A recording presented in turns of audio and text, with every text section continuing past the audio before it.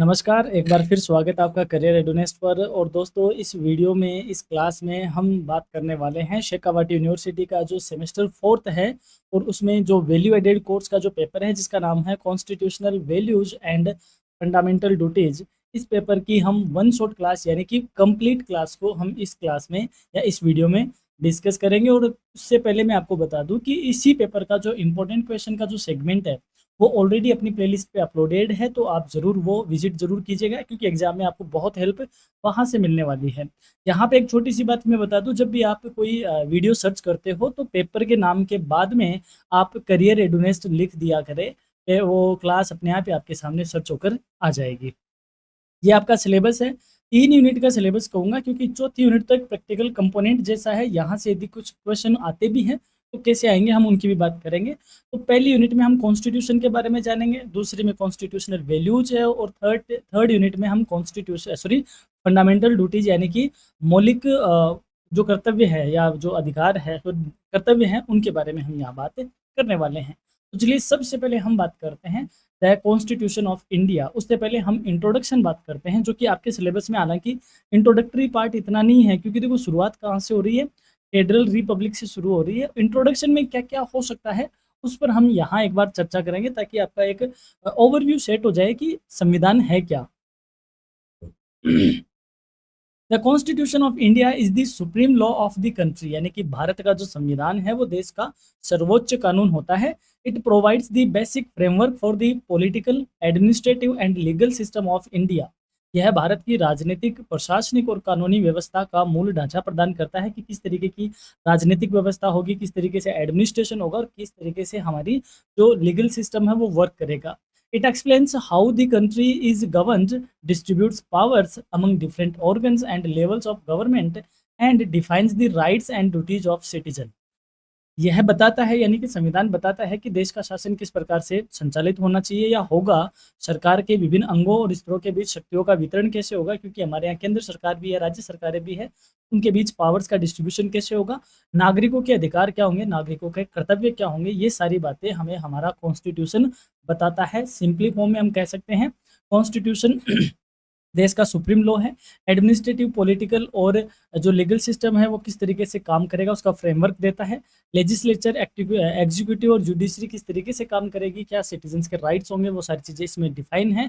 और साथ ही में it aims to build a nation based on justice, liberty, equality and fraternity, यानी कि जस्टिस, लिबर्टी, इक्विटी, इनके आधार पर देश किस तरीके से देश का निर्माण होना चाहिए, वो सारी बातें हमें हमारा कॉन्स्टिट्यूशन बताता है। बात करते हैं जर्नी ऑफ कॉन्स्टिट्यूशन की, यानी कि जर्नी हमारी जो कॉन्स्टिट्यूशन है, संविधान की यात्रा एक तरीके से 1946 में शुरू हुई थी जब कॉन्स्टिट्यूएंट असेंबली स्थापित हुई थी, यानी कि 9 दिसंबर 1946 1946 को संविधान सभा का क्या हो गया था, गठन हुआ था। ड्राफ्टिंग कमेटी बनती है 29 अगस्त 1947 में, जिसके हेड बनते हैं डॉक्टर भीमराव अम्बेडकर साहब। और संविधान को बनने में टाइम लगता है 2 साल 11 महीने 18 दिन, इसको बनने में टाइम लगा और संविधान हमारा लागू हुआ। यानी हमने संविधान को कब अंगीकृत किया था, एडॉप्ट कब कर लिया था, 26 नवंबर 1949 को अडॉप्ट कर लिया था, लेकिन संविधान पूरी तरीके से एनफोर्स हुआ था 26 जनवरी 1950, यानी कि 26 जनवरी 1950 को। 26 जनवरी को क्यों लागू हुआ इसके कारण मैं आपसे जानना चाहूँगा कि कमेंट करके बताएं। लेकिन 26 नवंबर को जब हमारा संविधान थोड़ा लागू हुआ, बन के तैयार हो गया, एडॉप्शन हमने कर लिया, तो उस 26 नवंबर की याद में हम कॉन्स्टिट्यूशन डे यानी संविधान दिवस का मतलब आयोजन करते हैं, संविधान दिवस हम मनाते हैं। तो आपसे ये भी पूछा जा सकता है कि संविधान दिवस कब मनाया जाता है। 26 जनवरी मत लिख देना, 26 जनवरी रिपब्लिक डे होता है, गणतंत्र दिवस होता है। अब ये सारी बातें, यानी कि जो इस इमेज में लिखी हुई है वही सारी बातें आगे डिटेल में डिस्कशन की हुई है, मैं यहाँ पे सिंपली बता देता हूँ। कॉन्स्टिट्यूएंट असेंबली यानी संविधान सभा, यानी कि जब ये बात हो गई कि आज़ाद होने वाला है इंडिया या इंडिया आज़ाद हो जाएगा तो देश चलेगा कैसे, तो क्या किया जाए, इसके लिए संविधान बनाओ। संविधान बनाओ तो संविधान की क्या बनती है, एक सभा बनती है, कॉन्स्टिट्यूएंट असेंबली बनती है, जिसका गठन 9 दिसंबर 1946 को होता है। Doctor Sachchidanand Sinha was appointed as the temporary chairman of the constituent assembly. शुरुआत में डॉक्टर सच्चिदानंद सिन्हा को संविधान सभा का अस्थायी अध्यक्ष नियुक्त किया गया। बाद में 11 दिसंबर 1946 यानी कि 11 दिसंबर 1946 doctor Rajendra Prasad was elected as the permanent president of the constituent assembly. 11 दिसंबर 1946 को डॉक्टर राजेंद्र प्रसाद जी को संविधान सभा के स्थायी अध्यक्ष के तौर पे चुना गया था। ड्राफ्टिंग कमिटी यानी कि संविधान को लिखने की बात करें, ड्राफ्ट करने की बात करें तो it was appointed on 29 August 1947 to prepare the draft of the constitution. 29 अगस्त 1947 को प्रारूप समिति का गठन होता है। डॉक्टर अम्बेडकर साहब को इसका चेयरमैन बनाया जाता है और and he played a leading role in the drafting of the national Indian constitution. और बाबा साहब ने भारतीय संविधान के प्रारूप निर्माण में महत्वपूर्ण भूमिका भी अदा की थी। टाइम टेकन वही 2 वर्ष 11 माह 18 दिन लगा था। एडॉप्शन वही 26 नवंबर 1949 को आता। मैं इन बातों को डिटेल में इतनी जल्दी क्यों बता रहा हूँ, क्योंकि आप जब इस पीडीएफ को डाउनलोड करोगे तो ये सिर्फ पढ़ने वाली बातें ही हैं, आप एक बार इससे गो थ्रू हो जाना। अब बात करते हैं ओरिजिनल कॉन्स्टिट्यूशन और प्रेजेंट स्ट्रक्चर की, यानी कि जब हमारा संविधान लिखा गया था या बना था 26 जनवरी 1950 को, तब इसकी सिचुएशन क्या थी और आज क्या है। तो जब ओरिजिनल हमारा कॉन्स्टिट्यूशन था उसमें 395 आर्टिकल थे, 22 पार्ट्स थे और 8 सूचियाँ या शेड्यूल थी। और आज 25 पार्ट्स है और 12 शेड्यूल्स है, क्योंकि ओवर द टाइम बीच बीच में कई बार अमेंडमेंट्स हुए हैं, इस तरीके से इसमें कई चीज़ें ऐड हुई है और अलग अलग पार्ट में अलग अलग बातें हुई है। जैसे फर्स्ट पार्ट में यूनियन टेरिटरी की बातें हुई है, सेकंड में सिटीजन की बात हुई है, थर्ड पार्ट फंडामेंटल राइट से रिलेटेड है, fourth directive principle of state policy से रिलेटेड है, पांचवा यूनियन गवर्नमेंट है, छठा स्टेट गवर्नमेंट है। इस तरीके से इसकी 25 पार्ट है जो अलग अलग चीज़ों से रिलेटेड है। प्रियम्बल में एक लाइन लिखी है, we the people of India, यानी हम भारत के लोग, भारत को संपूर्ण प्रभुत्व संपन्न, इस तरीके से जो प्रियम्बल लिखी होती है, यानी सोविरन सोशल सेक्युलर डेमोक्रेटिक रिपब्लिक के तौर पे हम डिक्लेयर करते हैं। तो इन चीज़ों को सिर्फ आपको पढ़ना है एक बार। मैं अभी क्लास स्टार्ट करूंगा, क्लास कहाँ से स्टार्ट होनी है उससे पहले हम एक बार प्रियम्बल को देख लेते हैं। The preamble is the introductory statement of the constitution. ये क्वेश्चन बनेगा कि प्रियम्बल क्या है। तो प्रस्तावना संविधान का परिचयात्मक वक्तव्य है। It expresses the basic philosophy, ideals and objectives of the Indian Constitution। प्रस्तावना भारतीय संविधान के मूल दर्शन को, आदर्शों को और उद्देश्यों को व्यक्त करती है। The preamble begins with the words "We, the people of India," which indicate that the ultimate source of constitutional authority is the people of India। यानी कि प्रस्तावना में हम भारत के लोग, इसी शब्दों से हमारी प्रस्तावना शुरू होती है, प्रारंभ होती है और यह दर्शाती है, यानी कि ये जो शब्द है हम भारत के लोग, ये दर्शाते हैं कि संवैधानिक सत्ता का अंतिम स्रोत भारत की जनता ही है, यानी कि अल्टीमेट डेमोक्रेसी ही इसकी क्या है, संवैधानिक सत्ता है। The preamble declares India to be a sovereign socialist secular democratic republic, यानी कि संपूर्ण प्रभुत्व संपन्न समाजवादी पंथ निरपेक्ष और लोकतांत्रिक गणराज्य के तौर पे प्रस्तावना भारत को घोषित करती है। It aims to secure to all citizens, यानी कि इसका उद्देश्य सभी नागरिकों को क्या प्रदान करना है, जस्टिस, सोशल, इकोनॉमिक और पॉलिटिकल, यानी कि न्याय, सामाजिक न्याय, आर्थिक न्याय और राजनीतिक न्याय, लिबर्टी यानी कि स्वतंत्रता, to thought, to express, to believe, to faith and to worship, विचार, अभिव्यक्ति, विश्वास, धर्म और उपासना की ये स्वतंत्रता देता है। इक्वलिटी यानी समानता, टू स्टेटस एंड अपॉर्चुनिटी यानी प्रतिष्ठा और अवसर की समानता देता है। एंड फर्टर्निटी यानी बंधुता, assuring the dignity of the individual and the unity and integrity of the nation, व्यक्ति की गरिमा एवं राष्ट्र की एकता और अखंडता सुनिश्चित करने वाली ये सारी चीज़ें हमें हमारा संविधान प्रोवाइड करवाता है या देता है। पार्ट्स ऑफ द कॉन्स्टिट्यूशन, संविधान के भाग क्या है। The constitution is divided into different parts, each part deals with a particular area of the constitution, यानी कि संविधान को कई भागों में बांटा गया है और प्रत्येक भाग संवैधानिक व्यवस्था के विशेष क्षेत्र से संबंधित है। इन चीज़ों को सिर्फ आप पढ़ना, अभी इमेज में मैंने सारी चीज़ें आपको बताई है। शेड्यूल अभी कितनी है, करंटली कंटेंस 12 शेड्यूल्स, यानी अभी वर्तमान में 12 अनुसूचियां हैं भारतीय संविधान में। और the schedules provide detailed and supplementary information related to various constitutional provisions, और जितनी भी जो अनुसूचियां हैं वो विभिन्न संवैधानिक प्रावधानों से संबंधित विस्तृत और पूरक जानकारी प्रदान करती है। जैसे पहली शेड्यूल में स्टेट और यूनियन टेरिटरीज के बारे में लिखा हुआ है, 7th शेड्यूल हमारी यूनियन लिस्ट, स्टेट लिस्ट और कॉन्करेंट लिस्ट के बारे में है। 8th शेड्यूल में लैंग्वेज के बारे में है। 10th schedule provision relating to disqualification of the ground of defection, यानी कि दल बदल के आधार पर अयोग्यता से संबंधित है। 11वीं अनुसूची पंचायती राज से संबंधित है। इस तरीके से अलग अलग शेड्यूल अलग अलग चीज़ों से संबंधित है। अमेंडमेंट की बात कर लेते हैं, संविधान में संशोधन कैसे होता है। The constitution can be amended according to the procedure provided under article 368, यानी अनुच्छेद 368 के अंतर्गत निर्धारित प्रक्रिया के अनुसार संविधान में संशोधन किया जा सकता है। The amendment process allows the constitution to adapt to changing social, economic and political needs while maintaining the basic constitutional framework। संशोधन की ये प्रक्रिया संविधान को मूल संवैधानिक ढांचे को बनाए रखते हुए बदलती सामाजिक, आर्थिक और राजनीतिक आवश्यकताओं के अनुसार अनुकूलित होने में मदद करती है। देखो कितना खूबसूरत ये प्रावधान है, यानी कि संविधान का जो बेसिक स्ट्रक्चर है उसमें चेंज नहीं हो सकता, लेकिन जो सामाजिक परिस्थितियां बदल गई, जो आर्थिक परिस्थितियां बदल गई या फिर जो राजनीतिक परिस्थितियां बदल गई, उनके अकॉर्डिंग हम संविधान को मॉडिफाई कर सकते हैं, उसमें अमेंडमेंट यानी संशोधन करके कुछ ऐड कर सकते हैं। तो ये संविधान की डायनेमिक चीजों को बताता है कि संविधान हमारा अपग्रेडेड रहता है। सिंपल वर्ड्स में, the constitution of India explains how India is governed, how governmental powers are distributed, what rights are available to citizens, what duties citizens should perform and what limitations are imposed on governmental authority.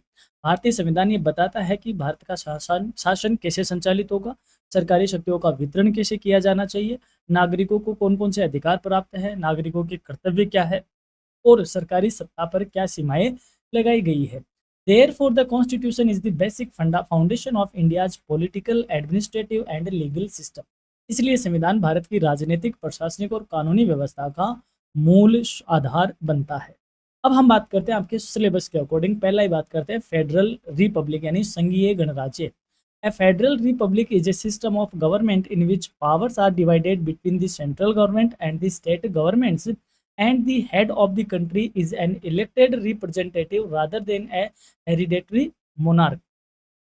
संघीय गणराज्य ऐसी शासन व्यवस्था है जिसमें शक्तियों का विभाजन केंद्र सरकार और राज्य सरकारों के बीच होता है और देश का प्रमुख वंशानुगत राजा के बजाय एक निर्वाचित प्रतिनिधि होता है। यानी कि हमारे देश में दो तरीके की सरकार है, सेंट्रल गवर्नमेंट और स्टेट गवर्नमेंट है। मैं यहाँ पे आपको देश बता दूं, देश दो तरीके के होते हैं, एक होते हैं यूनिटरी कंट्री और एक होती है फेडरल कंट्री। यूनिटरी का मतलब होता है एकात्मक सरकार, यानी वह देश जिसमें सरकार एक ही होती है। फेडरल कंट्री जिसमें सेंटर भी होता है और स्टेट भी होता है। तो इंडिया में क्या है, सेंटर भी है और स्टेट भी है। तो इन दोनों के बीच में किस तरीके से पावर का डिस्ट्रीब्यूशन होगा, किस तरीके से इनके बीच में ड्यूटीज का, वर्क का डिस्ट्रीब्यूशन होगा, टेरिटरी का डिस्ट्रीब्यूशन होगा, वो सारी चीज़ें हमें फेडरल रिपब्लिक के तौर पे हम जानते हैं। और हमारा जो हेड है देश का, वो जो पीएम होता है जो प्रेसिडेंट होते हैं, पीएम होते हैं, वह जनता से इलेक्टेड होके आएंगे, यानी कि चुनाव के माध्यम से निर्वाचित होके आएंगे, ना कि राजा का बेटा राजा बनेगा। उसे हम बोलते हैं federal Republic. India has a federal structure because the constitution distributes legislative, administrative and financial powers between the union and the states। Bharat में संघीय व्यवस्था है क्योंकि संविधान संघ और राज्यों के बीच विधायी, प्रशासनिक और वित्तीय शक्तियों का विभाजन करता है। The seventh schedule of the constitution divides subjects into the union list, state list and concurrent list।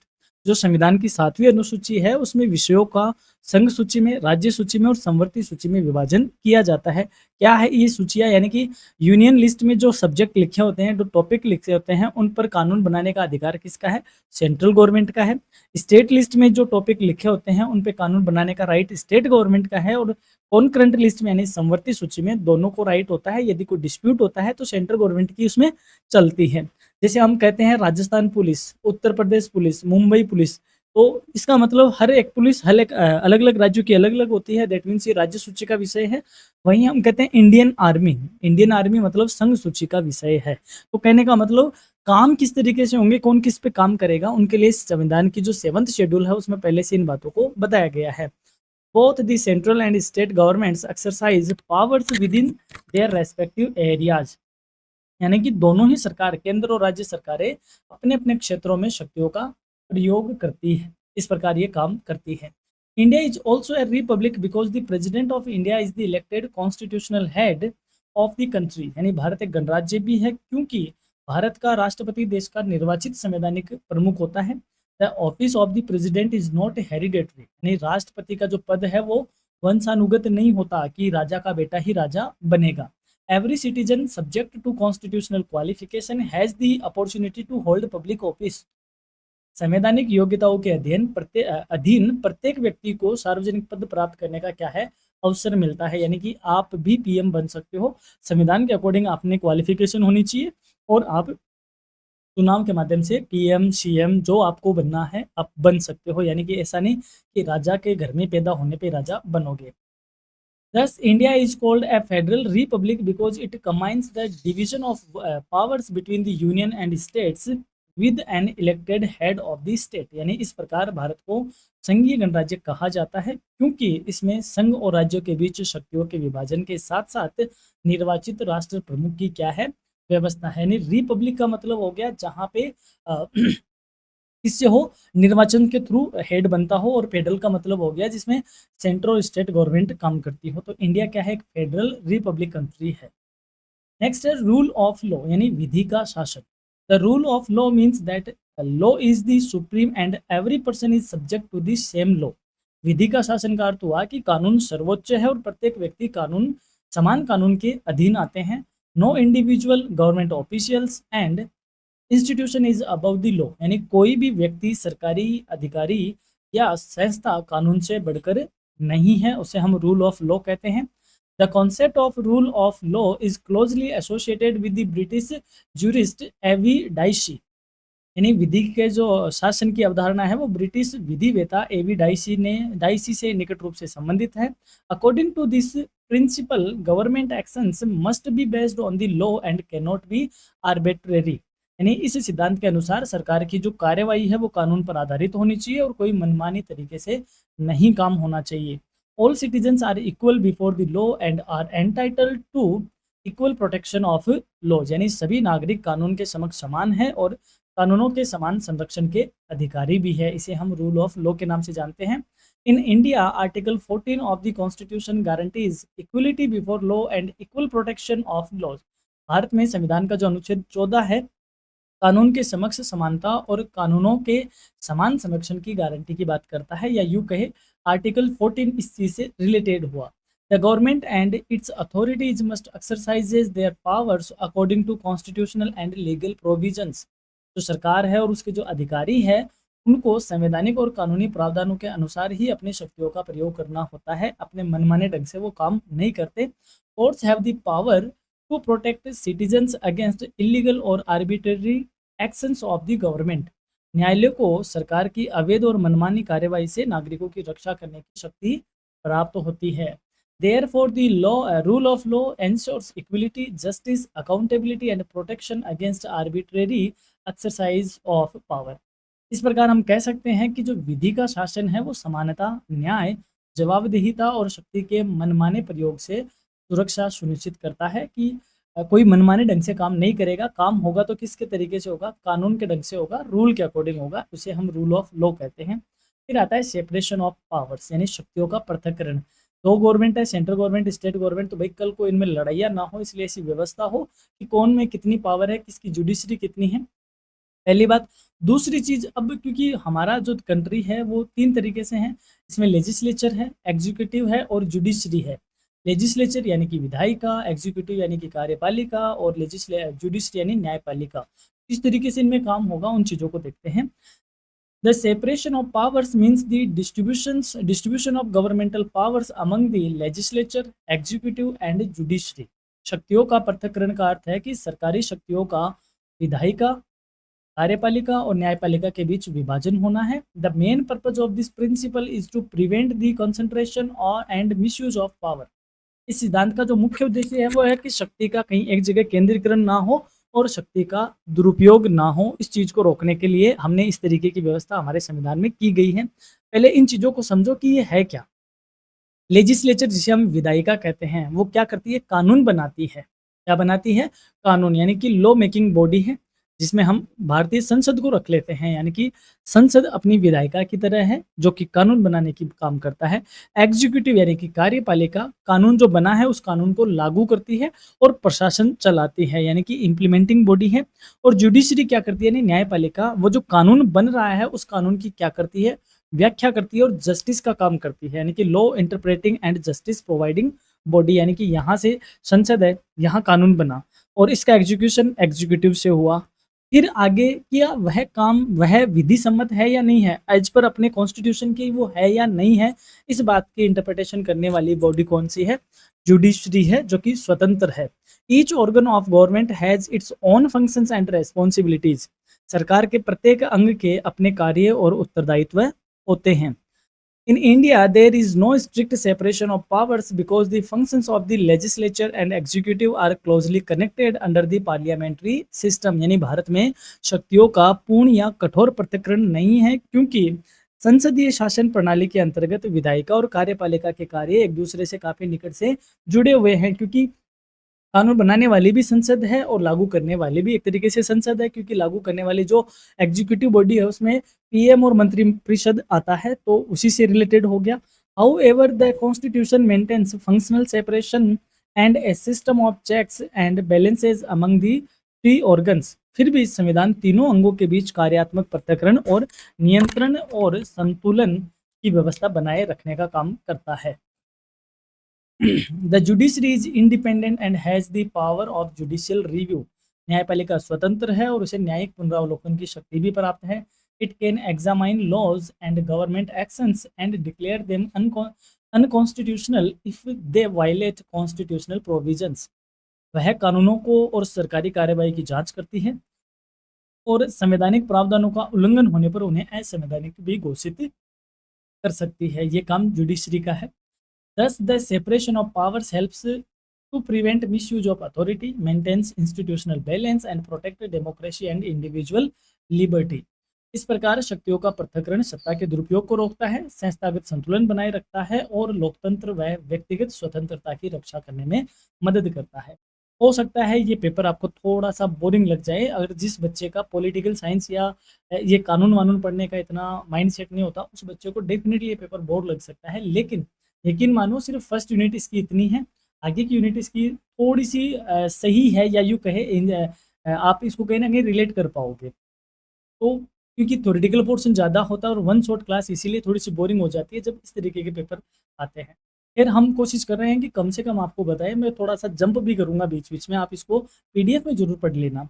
अब बात करते हैं शोवेनिटी की, यानी शोवेनिटी यानी संप्रभुता। संप्रभुता का क्या मतलब होता है? जैसे ये हमारी कंट्री इंडिया है, इंडिया अपना डिसीजन खुद लेगी, इंटरनेशनल लेवल पे किसी एग्रीमेंट करती है, इन सब मामलों में इंडिया इंडिपेंडेंट है, यानी स्वतंत्र है। ऐसा नहीं कि उसे विक्टोरिया रानी कहेगी तो काम करेगा, नहीं, इंडिया खुद अपने आप में कैपेबल है, उस पर कोई दूसरी सुप्रीम अथॉरिटी काम नहीं करती। दैट मीन्स वह इंडिया की क्या है? संप्रभुता, सोवेनिटी कही जाती है। तो सोवेनिटी का मतलब क्या हुआ? Sovereignty means the supreme and ultimate authority of a state to govern itself without any external control or interference। संप्रभुता का अर्थ है किसी राज्य की सर्वोच्च एवं अंतिम शक्ति से है, जिसके आधार पर वह बिना किसी बाहरी नियंत्रण या हस्तक्षेप के स्वयं शासन करता है।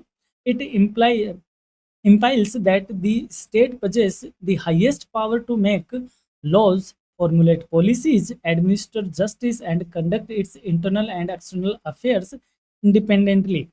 इसका तात्पर्य है कि राज्य को कानून बनाने में, नीतियां निर्माण करने में, न्याय प्रदान करने में और आंतरिक व बाहरी मामलों का स्वतंत्र रूप से संचालन करने की सर्वोच्च शक्ति प्राप्त होती है, किसी बाहरी और आंतरिक दबाव नहीं होता है। The term sovereign in the preamble signifies that India is completely independent in its decision making and is not under the control of any foreign power। यानी प्रस्तावना में संप्रभु शब्द यह बताता है कि भारत निर्णय लेने में पूर्णतः स्वतंत्र है और किसी विदेशी शक्ति के नियंत्रण में नहीं है। India can determine its domestic and foreign policies according to its national interest. Bharat अपनी राष्ट्रीय एकता के राष्ट्रीय आवश्यकताओं के अनुसार आंतरिक और विदेश नीतियां निर्धारित कर सकता है। टोटली क्या है? सोवेरन है। सोवेनिटी हैज टू डायमेंशन, यानी कि जो संप्रभुता वो दो तरीके की होती है, इंटरनल सोवेनिटी और एक्सटर्नल सोवेनिटी, यानी आंतरिक और बाहरी संप्रभुता। इंटरनल की बात करें तो supreme authority of the state over all individuals and institutions with in its territory. राज्य की अपने क्षेत्र के सभी व्यक्तियों और संस्थाओं पर सर्वोच्च शक्ति का होना। External sovereignty means freedom from external dominance and the ability to conduct international relations independently. बाहरी नियंत्रण से स्वतंत्रता और अंतर्राष्ट्रीय संबंधों को स्वतंत्र रूप से संचालित करने की जो क्षमता है उसे हम बाह्य संप्रभुता कहते हैं। यानी कहने का मतलब ना तो कोई अंदर की तरफ से ना कोई बाहर की तरफ से किसी भी कोई दबाव में कोई कंट्री नहीं होती है, उसे हम सोवेनिटी कहते हैं। फीचर्स क्या होते हैं, सोवेनिटी की विशेषताएं क्या है?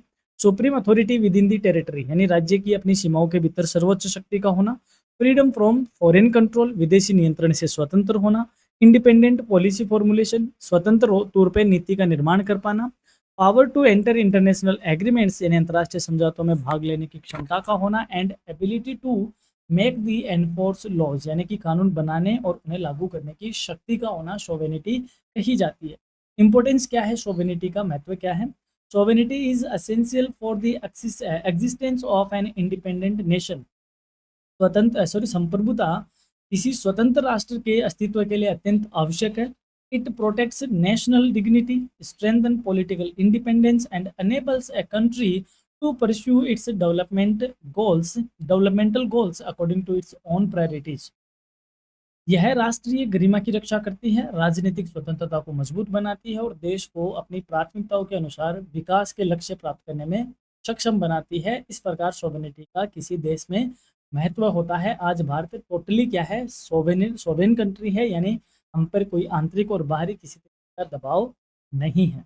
अब बात करते हैं सोशलिज्म की, यानी कि समाजवाद। Socialism is a socio-economic philosophy that aims to reduce inequalities and ensure social and economic justice for all citizens. समाजवाद एक सामाजिक व आर्थिक दर्शन है जिसका उद्देश्य असमानताओं को कम करना है और सभी नागरिकों के लिए सामाजिक व आर्थिक न्याय भी सुनिश्चित करना है, यानी कि इक्वलिटी को बढ़ावा देना है और सभी जो नागरिक है वो सोशल तौर पे और इकोनॉमिक तौर पे क्या हो, उनको न्याय प्राप्त हो। It emphasizes equitable distribution of resources, equal opportunities and welfare-oriented governance. यह संसाधनों का न्याय संगत वितरण को सुनिश्चित करता है, समान अवसरों की बात करता है और कल्याणकारी शासन पर जोर देता है। The word socialist was added to the preamble of the Constitution by the 42nd Constitutional Amendment Act 1976. ये इम्पोर्टेंट है, यानी जो समाजवाद वर्ड है वो संविधान में 42वें संविधान संशोधन अधिनियम 1976 के द्वारा संविधान के प्रस्तावना में जोड़ा गया था। यानी कि मूल रूप से जब संविधान हमारा बना था तो उसमें सोशलिस्ट वर्ड नहीं था। 1976 में जब 42वां संविधान संशोधन अधिनियम लागू हुआ, इसके मार्फत इसमें एक वर्ड जोड़ा गया, दैट इज समाजवाद। एक वर्ड और था जो आगे आएगा। However the principles of social justice and welfare were already present in this constitution through fundamental rights and directive principles of the state policy. हालांकि जो सामाजिक न्याय और कल्याण के सिद्धांत हैं वो संविधान में पहले से मौजूद थे, जो कि मौलिक अधिकारों में और राज्य के नीति निर्देशक तत्वों के माध्यम से विद्यमान भी थे, लेकिन प्रस्तावना में जोड़ा गया था 1976 में। Indian socialism does not advocate complete state ownership of property, यानी भारतीय समाजवाद पूर्ण राज्य स्वामित्व का समर्थन नहीं करता है। Instead it six a balance between economic growth and social justice through a mixed economy. इसके स्थान पर यह मिश्रित अर्थव्यवस्था के माध्यम से आर्थिक विकास और सामाजिक न्याय के बीच संतुलन बनाने में क्या करता है, प्रयास करता है। ऑब्जेक्टिव क्या है समाजवाद का, यानी उद्देश्य क्या है? रिडक्शन ऑफ इकोनॉमिक इनइक्वलिटीज, यानी कि जो आर्थिक विषमताएं हैं समाज में उसको कम करना। Elimination of poverty and exploitation, यानी गरीबी और शोषण को उन्मूलन करना या दूर करना। प्रमोशन ऑफ सोशल जस्टिस, सामाजिक न्याय को बढ़ावा देना। Equal opportunities for all citizens, यानी सभी नागरिकों को समान अवसर प्रदान करना, चाहे वो आर्थिक अवसर हो, न्याय सामाजिक अवसर हो, राजनीतिक अवसर हो, हर जगह उनको इक्वल करना। Welfare of weaker sections of society, समाज के कमजोर वर्गों का कल्याण करना। एंड बैलेंस्ड इकोनॉमिक डेवलपमेंट, संतुलित आर्थिक विकास सुनिश्चित करना। ये सारे उद्देश्य थे सोशलिज्म के। फीचर्स क्या होते हैं इंडियन सोशलिज्म के, यानी कि भारतीय समाजवाद की विशेषता क्या है, यानी आपको कैसे देखने को मिलता है? पहली बात, डेमोक्रेटिक अप्रोच होती है इसकी, लोकतांत्रिक दृष्टिकोण होता है, यानी कि जनता का जनता के द्वारा होने वाला काम। मिक्स्ड इकोनॉमी, यानी कि जहाँ पे प्राइवेट और निजी और सार्वजनिक क्षेत्र दोनों मिलकर काम करते हैं, वह मिक्स्ड इकोनॉमी है। वेलफेयर स्टेट ओरिएंटेशन, कल्याणकारी राज्य की अवधारणा की बात करता है। सोशल एंड इकोनॉमिक जस्टिस, यानी सामाजिक व आर्थिक न्याय की बात करता है। प्रोटेक्शन ऑफ डिसएडवांटेज्ड ग्रुप्स, यानी कि जो वंचित वर्ग है उनको ये संरक्षित करने की बात करता है। And reduction of income disparities, जो आय की विषमताएं हैं, असमानता है, उसमें कमी लाता है, यानी कि गरीबों के लिए कल्याणकारी योजनाएं लाकर उन्हें रोजगार प्रोवाइड करवाने की बातें करता है। That is called the socialism. यानी हम भारतीय समाजवाद की बात करें तो ये सारी विशेषताएं देखने को मिलती है। इंपॉर्टेंस क्या है सोशलिज्म का, महत्व क्या है? Socialism promotes inclusive development and seeks to ensure that the benefits of economic progress reach all sections of the society. समाजवाद समावेशी विकास को बढ़ावा देता है और यह सुनिश्चित करने का प्रयास करता है कि आर्थिक प्रगति का जो लाभ है समाज के हर एक वर्ग तक पहुंचे। अब यहाँ पे एक वर्ड आया है समावेशी विकास यानी इंक्लूसिव डेवलपमेंट। क्या मतलब होता है? यानी समाज के हर तबके को, हर व्यक्ति को जो डेवलपमेंट की प्रोग्रेस है या डेवलपमेंट की जो प्रोसेस है या विकास की जो प्रक्रिया है उसमें क्या करना, भागीदार बनाना। यानी हम जिसको एक नाम बोलते हैं ना अंत्योदय। अंत्योदय मतलब क्या हुआ है? अंत का उदय। अंत का उदय यानी कि जो गरीबी की लाइन में सबसे आखिरी में खड़ा है, जो सबसे ज्यादा गरीब है, उसका भी उदय करना है। That is called the inclusive development, चाहे वो ज्योग्राफिकल पॉइंट ऑफ व्यू से हो चाहे इकोनॉमिक पॉइंट ऑफ व्यू से हो। It strengthen social harmony and reduce social and economic disparities. यह सामाजिक सद्भाव को मजबूत करता है और सामाजिक व आर्थिक असमानताओं को कम करने में मदद करता है। इसलिए सोशलिज्म इंपॉर्टेंट रोल प्ले करता है। अब बात करते हैं डेमोक्रेसी की, यानी कि लोकतंत्र। नाम समझ में आ रहा है, लोक का मतलब जनता। ऐसा तंत्र जो जनता का, जनता के लिए, जनता के द्वारा किया जाता है। Democracy is a form of government in which ultimate political power rests with the people. लोकतंत्र ऐसी शासन व्यवस्था है जिसमें अंतिम राजनीतिक शक्ति जनता के पास होती है। Citizens participate in governance either directly और थ्रू इलेक्टेड रिप्रेजेंटेटिव्स। नागरिक चाहे तो प्रत्यक्ष रूप से या निर्वाचित प्रतिनिधियों के माध्यम से शासन में भाग लेते हैं। Abraham Lincoln defined democracy as government of the people, by the people and for the people. Abraham Lincoln जो कि अमेरिका के राष्ट्रपति रहे हैं, उन्होंने लोकतंत्र को इस प्रकार परिभाषित किया कि जनता का, जनता के द्वारा और जनता के लिए किया जाने वाले शासन को हम डेमोक्रेसी कहते हैं। India follows this system of representative democracy where citizens elect their representative through free and fair elections. यानी भारत प्रतिनिधिक लोकतंत्र की व्यवस्था का पालन करता है जिसमें नागरिक स्वतंत्र व निष्पक्ष चुनावों के माध्यम से अपने प्रतिनिधियों का चुनाव करते हैं। Democracy is not merely A political system, it is also a way of life based on liberty, equality, participation and respect for human dignity. लोकतंत्र केवल एक राजनीतिक व्यवस्था नहीं है बल्कि ये स्वतंत्रता, समानता, सहभागिता और मानव गरिमा के समान सम्मान पर आधारित एक जीवन पद्धति भी है। एसेंशियल फीचर क्या है किसी भी डेमोक्रेसी में, यानी कि डेमोक्रेसी होने पर क्या विशेषताएं होती है या किन बातों को हम डेमोक्रेसी के तौर पे कह सकते हैं। सोवेनिटी ऑफ द पीपल, यानी कि लोगों की या यूं कहे जनता की सर्वोच्चता होना, यानी कि अंतिम शक्ति जनता में होना। यूनिवर्सल एडल्ट फ्रेंचाइज, यानी कि वयस्क, सार्वभौमिक वयस्क मताधिकार का होना। पीरियोडिक इलेक्शन, यानी कि नियमित समयांतरालों पे चुनावों का होना। मल्टी पार्टी सिस्टम, यानी कि जो दलीय व्यवस्था होना, जैसे हमारे देश में कई दल है, जनता सरकार है, बीजेपी, बहुजन समाज पार्टी है, कांग्रेस है, बहुत सारी पार्टियां हैं, तो बहुदलीय व्यवस्था का होना। रूल ऑफ लॉ, यानी कि विधि द्वारा शासन होना। प्रोटेक्शन ऑफ फंडामेंटल राइट्स, यानी कि हमारे जो मौलिक अधिकार है उनका संरक्षण मिलना। एंड अकाउंटेबिलिटी ऑफ गवर्नमेंट, सरकार की जवाबदेहिता का होना। और इंडिपेंडेंट जुडिशरी, यानी न्यायपालिका का स्वतंत्र होना। ये सारी बातें किसकी बात बताती है? हमें डेमोक्रेसी की विशेषताएं होती है या डेमोक्रेसी में देखने को मिलती है। मेरिट क्या है डेमोक्रेसी के, यानी कि लाभ क्या है लोकतंत्र के?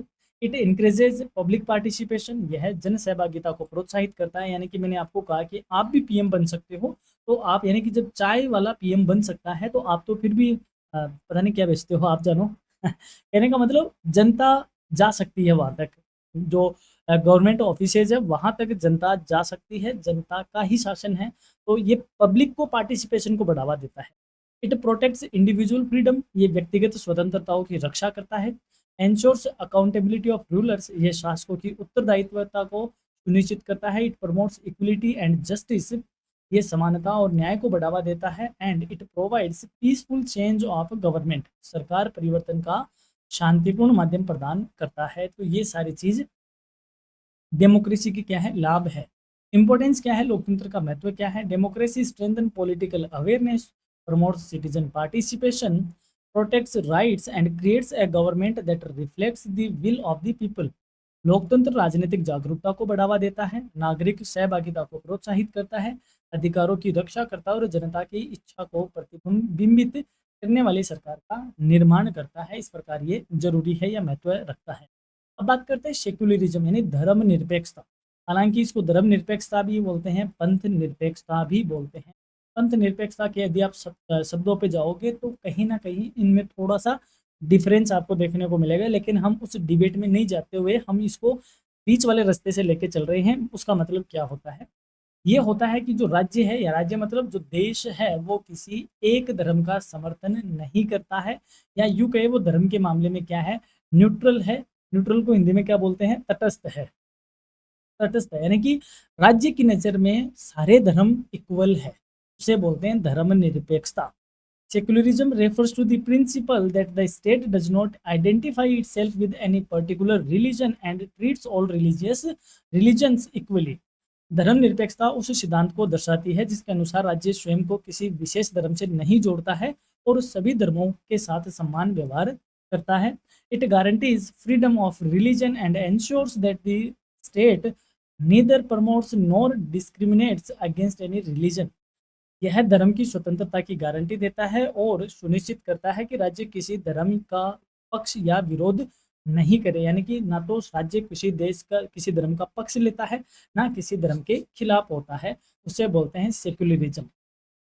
The word secular was inserted into the preamble through the 42nd Constitutional Amendment Act 1976।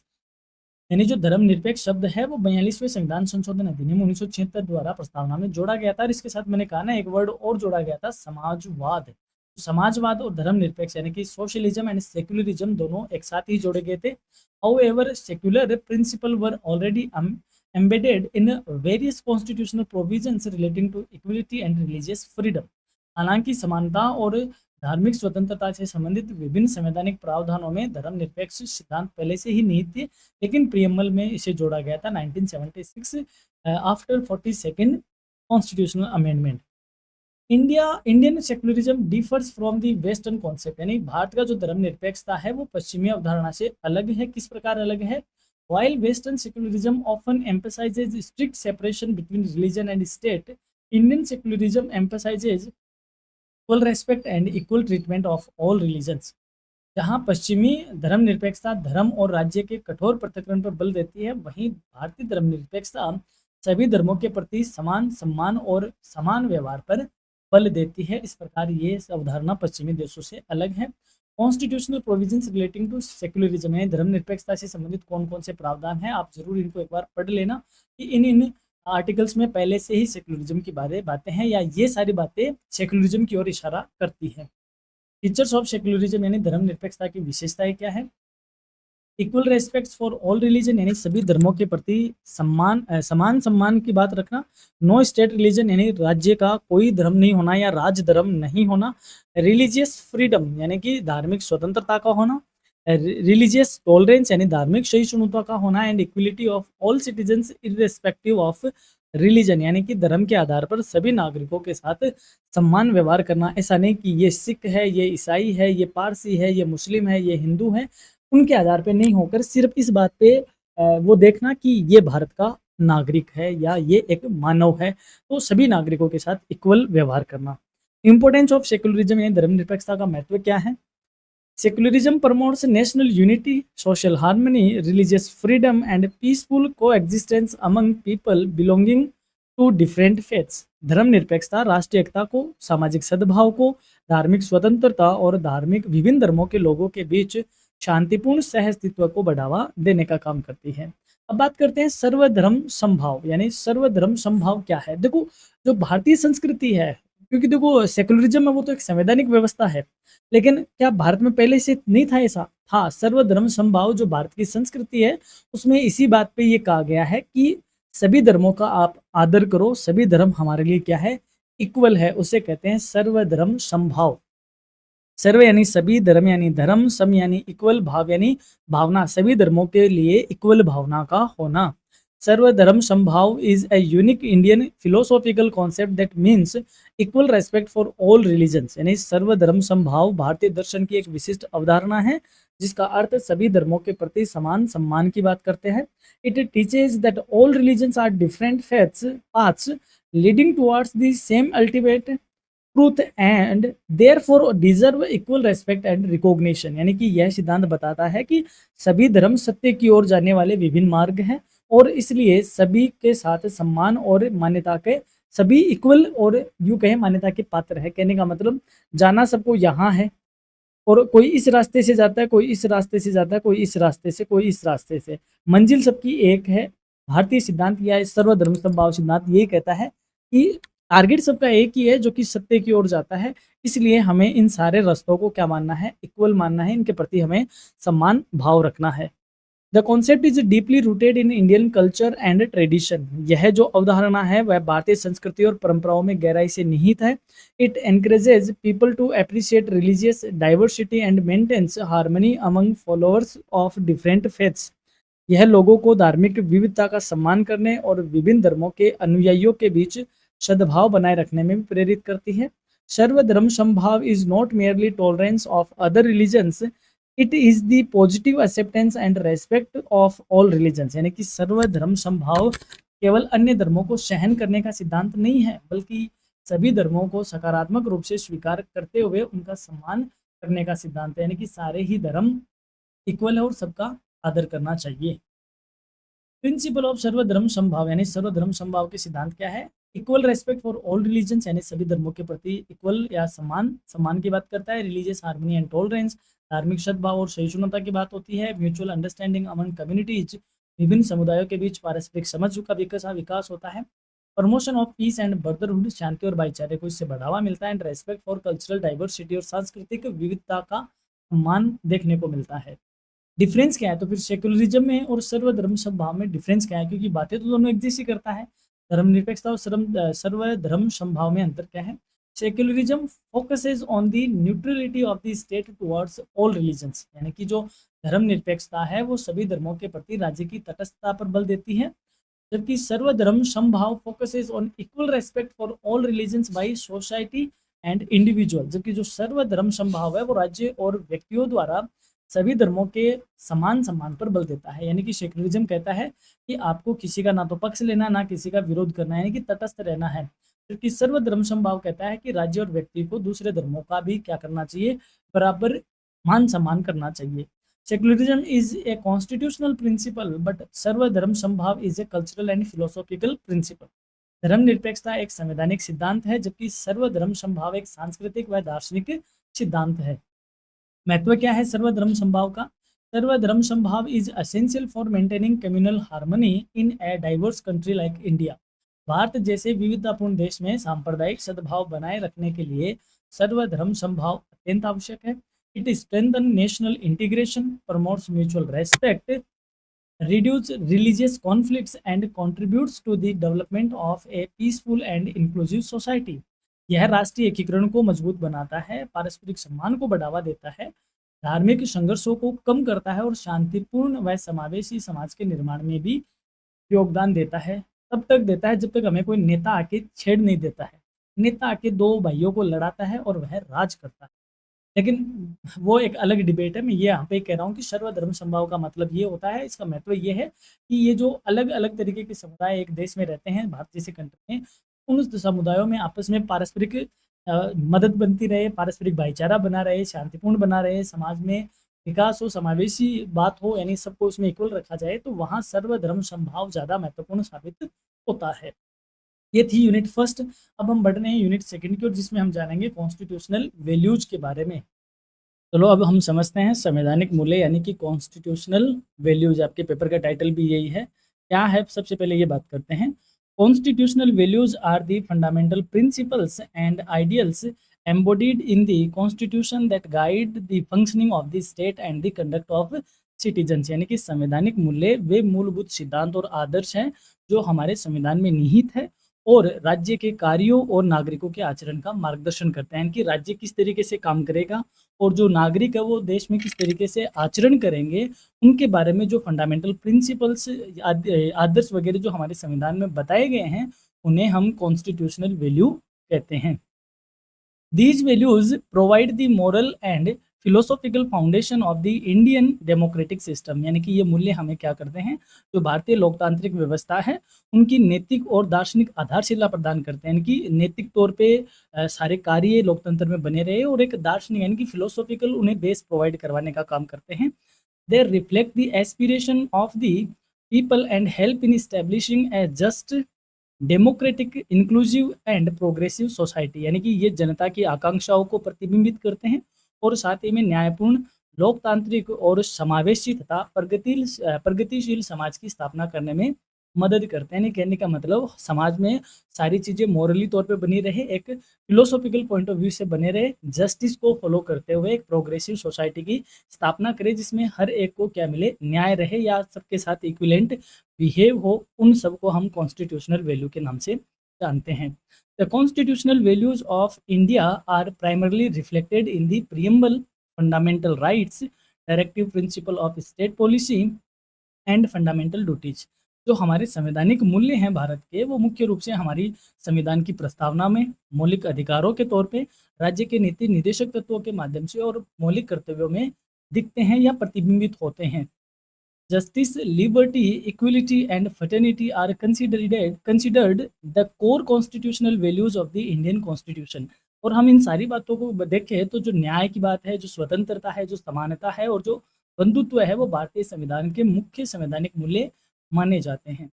Importance क्या है इन कॉन्स्टिट्यूशनल वैल्यूज का, यानी कि महत्व क्या है? इट प्रमोट डेमोक्रेटिक गवर्नेंस, ये लोकतांत्रिक शासन को प्रोत्साहित करते हैं, क्योंकि लोकतांत्रिक शासन में बात किसकी होती है? पीपल की होती है, जनता की होती है। तो जनता को प्रोत्साहित करने की बात करते हैं, यूके डेमोक्रेसी को और मोटिवेट करते हैं, उनको क्या करते हैं, प्रमोट करते हैं। नेक्स्ट है protect human dignity and rights, ये मानव गरिमा को और अधिकारों की रक्षा करते हैं। Ensure social harmony and national unity, सामाजिक सद्भाव को और राष्ट्रीय एकता को सुनिश्चित करते हैं। Guide government policies and laws, ये सरकारी नीतियों और कानूनों को दिशा प्रदान करते हैं कि किस तरीके से वेलफेयर सोसाइटी का निर्माण होना चाहिए। And it is strengthen constitutional morality, और ये साथ ही में संवैधानिक नैतिकता को भी मजबूत बनाने का काम करते हैं।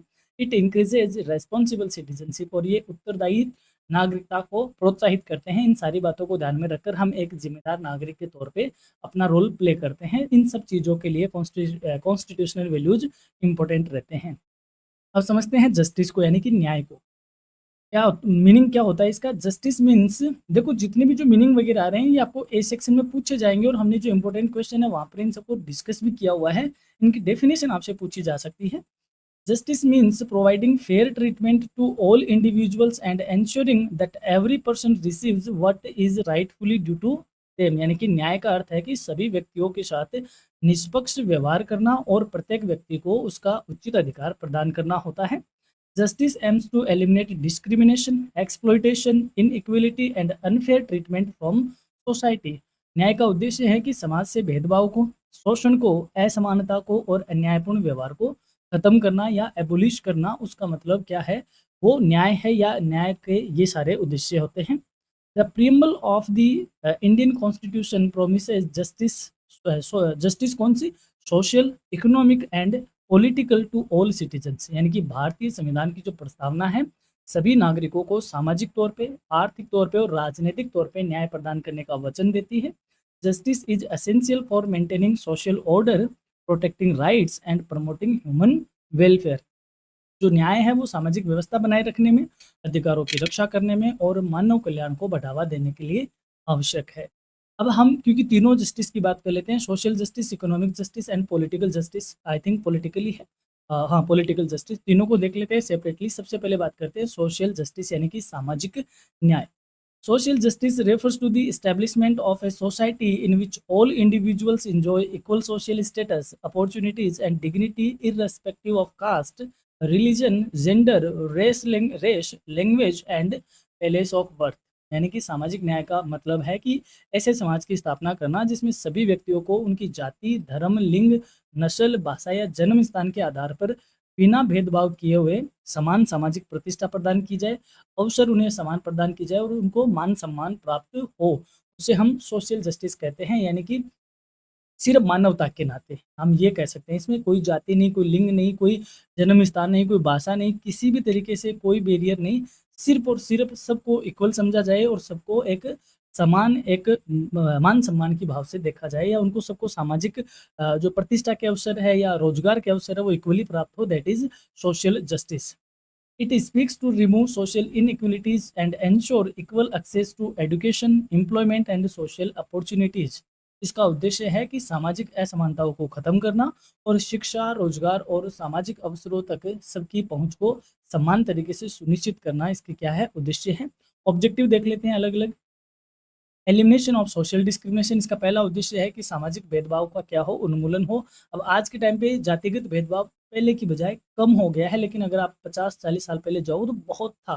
तो ये धीरे-धीरे अवेयरनेस एजुकेशन की वजह से कह लो या और जो कई तरीके की अवेयरनेस है उनकी वजह से हुआ है। लेकिन इसका जो मेन उद्देश्य है सोशल जस्टिस का वो ये है कि सोशल डिस्क्रिमिनेशन खत्म करना, प्रोटेक्शन ऑफ वीकर सेक्शन यानी कि जो कमज़ोर वर्ग है समाज के उनको संरक्षण प्रदान करना, इक्वल अपॉर्च्युनिटीज़ फॉर ऑल, सभी के लिए समान अवसर मतलब पहुँच करना या सबको समान तरीके से अवसर प्राप्त हो, प्रमोशन ऑफ सोशल हार्मनी, सामाजिक सद्भाव को बढ़ावा देना, एस्टैब्लिशमेंट ए जस्ट सोशल ऑर्डर यानी कि न्यायपूर्ण सामाजिक व्यवस्था की स्थापना करना, ये सारे इसके उद्देश्य है।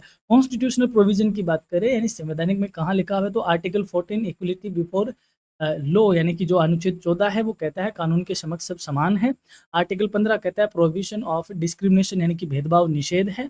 17 आर्टिकल कहता है एबोलिशन ऑफ अनटचेबिलिटी यानी अस्पृश्यता या जो छुआछूत है उसका उन्मूलन की बात है। And article 46 promotion of educational and economic interest of weaker section यानी कमजोर वर्ग के लोगों को शैक्षिक व आर्थिक हितों का संवर्धन करना अनुच्छेद 46 बताता है। अब बात करते हैं आर्थिक न्याय यानी कि इकोनॉमिक जस्टिस की। Economic justice means ensuring fair distribution of wealth, resources and opportunities among all sections of society। आर्थिक न्याय का अर्थ है कि समाज के सभी वर्गों के बीच धन, संसाधनों और जो रोजगार के अवसर है या कमाई के जो साधन हैं उनका न्याय संगत वितरण सुनिश्चित होना। It aims to reduce economic inequalities and prevent concentration of wealth in the hands of a few individuals। इसका उद्देश्य आर्थिक असमानता को कम करना है, यानी कि जो आर्थिक विषमता है कि कुछ लोग बहुत अमीर है, कुछ लोग बहुत गरीब है, इस तरीके की असमानता को कम करना और कुछ व्यक्तियों के हाथ में धन के अत्यधिक केंद्रीकरण को रोकना है। हालाँकि बातें किताबों में बहुत अच्छी लगती है, लेकिन रियलिटी कुछ और है। लेकिन इसमें संविधान की कोई फ़ॉल्ट नहीं है, हमें मौका पूरा मिलता है, बस बात होती है कि एजुकेशन कहीं न कहीं कम रह जाती है। आगे बढ़ते हैं। Economic justice seeks to provide every citizen with adequate means of livelihood and a decent standard of living. आर्थिक न्याय प्रत्येक नागरिक को आजीविका के पर्याप्त साधन और सम्मानजनक जीवन स्तर प्रदान करने का प्रयास करता है। ऐसा नहीं कि मतलब आप एक स्टैंडर्ड लाइफ नहीं जी सकते, आपको वो सारे अवसर मिलेंगे। वो अलग बात है कि आप कितनी मेहनत करते हो, बट इकोनॉमिक जस्टिस सबको इक्वल समझती है। उद्देश्य क्या है इसके? रिडक्शन ऑफ पोवर्टी यानी कि गरीबी को कम करना, प्रिवेंशन ऑफ इकोनॉमिक एक्सप्लॉयटेशन आर्थिक शोषण की रोकथाम करना, फेयर डिस्ट्रीब्यूशन ऑफ रिसोर्सेज संसाधनों का न्याय संगत वितरण करना, इक्वल इकोनॉमिक अपॉर्चुनिटीज समान आर्थिक अवसर प्रदान करना and welfare of workers and weaker sections जो श्रमिक और कमजोर वर्ग है उनका कल्याण करना, ये सारे आर्थिक न्याय के उद्देश्य है। कॉन्स्टिट्यूशनल प्रोविजन की बात करें यानी कि संविधान में कहाँ लिखा है तो economic justice is reflected mainly in the directive principles of the state policy, particularly article 38, 39, 41, 42 and 43। जो आर्थिक न्याय है वो मुख्यतः राज्य के नीति निर्देशक तत्वों में साफ दिखता है। विशेष रूप से अनुच्छेदों की बात करें तो 38, 39, 41, 42 एंड 43 वाले अनुच्छेदों में आर्थिक जो न्याय है उसकी बातें आपको देखने को मिलती है। अब बात करते हैं पॉलिटिकल जस्टिस यानी कि राजनीतिक न्याय। Political justice means providing equal political rights and opportunities to all citizens without discrimination. राजनीतिक न्याय का अर्थ है कि सभी नागरिकों को बिना किसी भेदभाव के समान राजनीतिक अधिकार और अवसर प्रदान करना है। Every citizen should have the right to participate in the political process and influence governmental decisions. प्रत्येक नागरिक को राजनीतिक प्रक्रिया में भाग लेने का और सरकारी निर्णयों को प्रभावित करने का अधिकार होना चाहिए या अधिकार है भी। Political justice forms the basis of democratic governance. सही बात करें तो जो राजनीतिक न्याय है वही लोकतांत्रिक शासन की व्यवस्था का क्या है? आधार बनता है। फीचर्स क्या है यानी कि इसकी विशेषताएं क्या है? यूनिवर्सल एडल्ट फ्रेंचाइज यानी कि सार्वभौमिक वयस्क मताधिकार का होना, राइट टू वोट मतदान करने का अधिकार, राइट टू कॉन्टेस्ट इलेक्शन चुनाव लड़ने का अधिकार, इक्वल पॉलिटिकल पार्टिसिपेशन समान राजनीतिक सहभागिता का and equal access to public offices सार्वजनिक पदों तक समान पहुंच। ऐसा नहीं कि जैसे पीएम है तो पीएम ऐसा नहीं कि कोई बड़ा गांधी परिवार का ही व्यक्ति बनेगा। पीएम मोदी साहब भी बन सकते हैं, पीएम आप भी बन सकते हैं, पीएम कोई भी बन सकता है। जरूरत है कि संविधान के अकॉर्डिंग आप क्वालिफाइड हो और आप अपने अकॉर्डिंग चुनाव भी लड़ो और वही है कि क्योंकि डेमोक्रेसी में यही होता है कि आपको लोगों का सपोर्ट मिले और आप आगे उनके प्रतिनिधि के तौर पे आओ, यानी कहने का मतलब आपको भी वो सारे अधिकार प्राप्त होते हैं। महत्व क्या है इसका? Political justice strengthen democracy by ensuring that all citizens have an equal voice in governance. राजनीतिक न्याय यह सुनिश्चित करता है कि लोकतंत्र को मजबूत करने का काम करता है राजनीतिक न्याय, और साथ ही में शासन में सभी नागरिकों की समान भागीदारी को सुनिश्चित करने में मददगार होता है। अब समझते हैं लिबर्टी यानी स्वतंत्रता को। Liberty means the freedom of individuals to think, to express, to believe, and to act according to their sorry conscience conscience sorry conscience subject to reasonable restrictions imposed by law। Flow में अटकना होता है, लाजमी सी बात है। फिर समझते हैं स्वतंत्रता क्या होती है। कि स्वतंत्रता का अर्थ होता है कि व्यक्ति कानून द्वारा लगाए गए युक्ति संगत प्रतिबंधों के अधीन रहते हुए अपने विचारों को, अपनी अभिव्यक्ति को, अपने विश्वासों को और अपने आचरण के अनुसार कार्य कर सकता है। Liberty is essential for the development of personality and human dignity. स्वतंत्रता व्यक्तित्व विकास और मानव गरिमा के लिए क्या है? आवश्यक है। The preamble guarantee is liberty to thought, to expression, to belief, to faith and to worship. यानी जो हमारी संविधान की प्रस्तावना है वो विचार की, अभिव्यक्ति की, विश्वास की, धर्म की, उपासना की, स्वतंत्रता की क्या देती है? गारंटी देती है। एक को समझ लेते हैं। लिबर्टी ऑफ थॉट क्या है, यानी कि विचार की स्वतंत्रता क्या है। Liberty of thought refers to the freedom to form opinions, ideas, and judgments without fear or coercion। विचार की जो स्वतंत्रता है उसका अर्थ होता है कि व्यक्ति बिना किसी भय या दबाव के अपने विचार, अपने मत और अपनी धारणाएं बना सकता है। ऐसा नहीं कि जैसे आप कहते हो कि मेरे विचार में ऐसा ऐसा है, मेरे विचार में पीएम ठीक काम नहीं कर रहे, तो इस तरीके से आपकी क्या है? स्वतंत्रता है भाई, वो आपका ओपिनियन है। आप एक ओपिनियन डेवलप कर सकते हो, आप अपना एक मत रख सकते हो, अपना एक जजमेंट बता सकते हो बिना किसी डर के, बिना किसी भय के। It promotes intellectual development, creativity, innovation and democratic participation. यह जनता की बौद्धिक विकास के लिए, रचनात्मकता के लिए, नवाचार के लिए और लोकतांत्रिक सहभागिता के लिए काम की चीज़ है, या यूँ के इन सबको बढ़ावा देती है। फिर आता है लिबर्टी ऑफ एक्सप्रेशन, यानी कि अभिव्यक्ति की स्वतंत्रता। Liberty of expression means the freedom of communicate ideas, opinions and information through speech, writing, art, media और अदर लॉफुल मीन्स। यानी कि अभिव्यक्ति की स्वतंत्रता है इनकी, जो अभी आपने कहा कि विचार है, तो आप अपने विचार को किसी तरीके से एक्सप्रेस करोगे, चाहे वो भाषण हो, लेखन हो, कला हो, मीडिया हो या अन्य वेद माध्यम से आप अपने विचारों, मतों और सूचनाओं को क्या कर सको?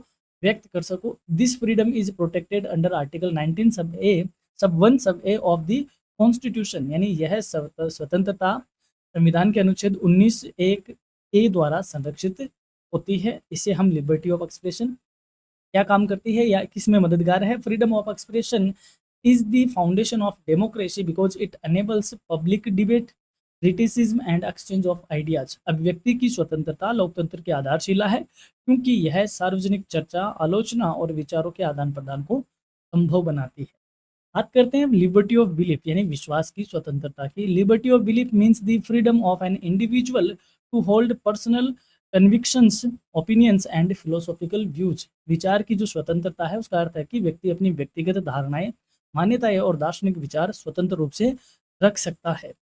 लिबर्टी ऑफ फेथ यानी धर्म में आस्था की स्वतंत्रता। Liberty of faith refers to the freedom to adopt, to practice and of profess any religion according to someone's conscience. बिल्कुल, धर्म में आस्था की जो स्वतंत्रता है उसका अर्थ होता है कि व्यक्ति अपनी अंतरात्मा के अनुसार किसी भी धर्म को स्वीकार कर सकता है, मान सकता है या उसका प्रचार कर सकता है।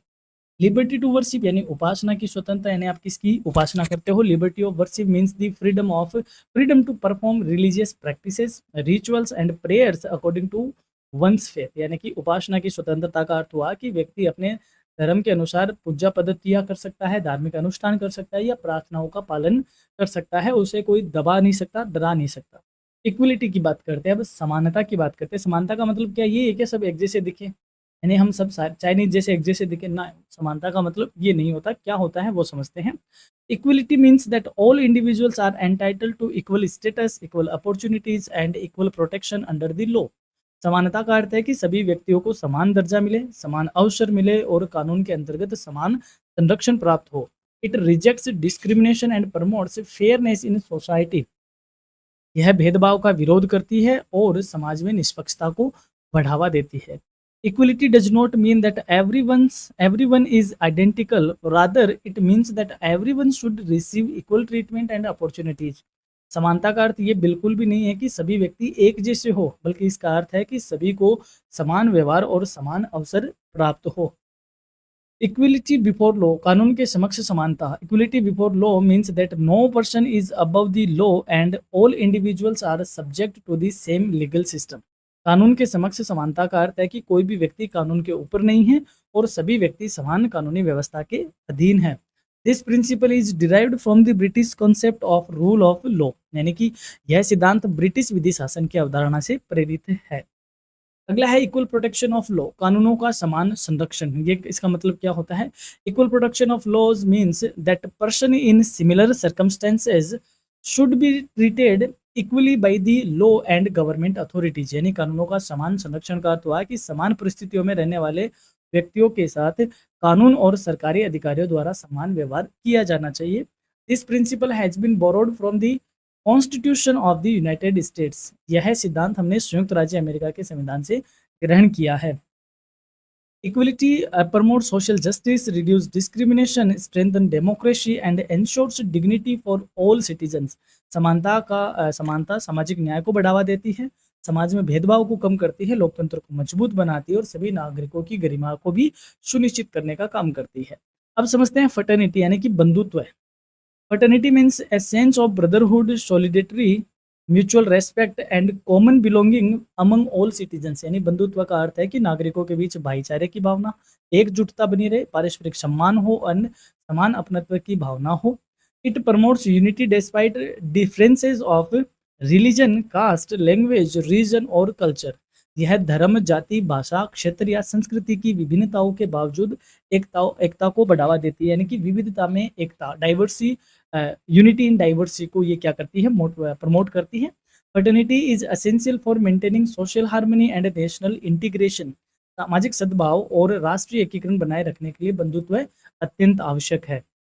डिग्निटी ऑफ द इंडिविजुअल, यानी व्यक्ति की गरिमा को समझते हैं। Dignity means that every human being deserve respect, honour and fair treatment. गरिमा का अर्थ है कि प्रत्येक व्यक्ति सम्मान, प्रतिष्ठा और निष्पक्ष व्यवहार का अधिकारी है।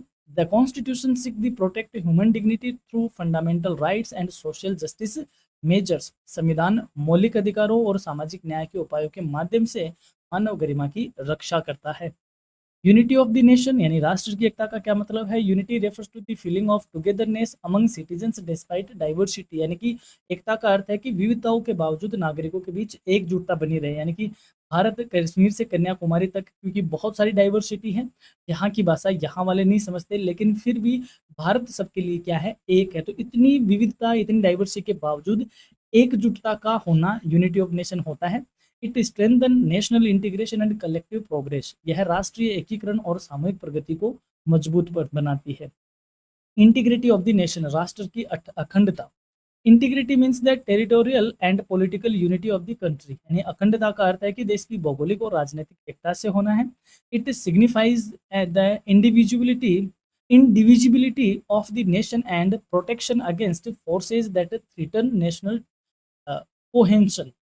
यह राष्ट्र की अविभाज्यता और राष्ट्रीय एकजुटता को खतरा पहुंचाने वाली शक्तियों से देश को सुरक्षित करती है या उसे सुरक्षा प्रदान करने का को दर्शाती है। इंपॉर्टेंस क्या है फर्टर्निटी का, यानी बंधुत्व का महत्व क्या है? इट प्रमोट्स नेशनल यूनिटी, यह राष्ट्रीय एकता को बढ़ावा देता है।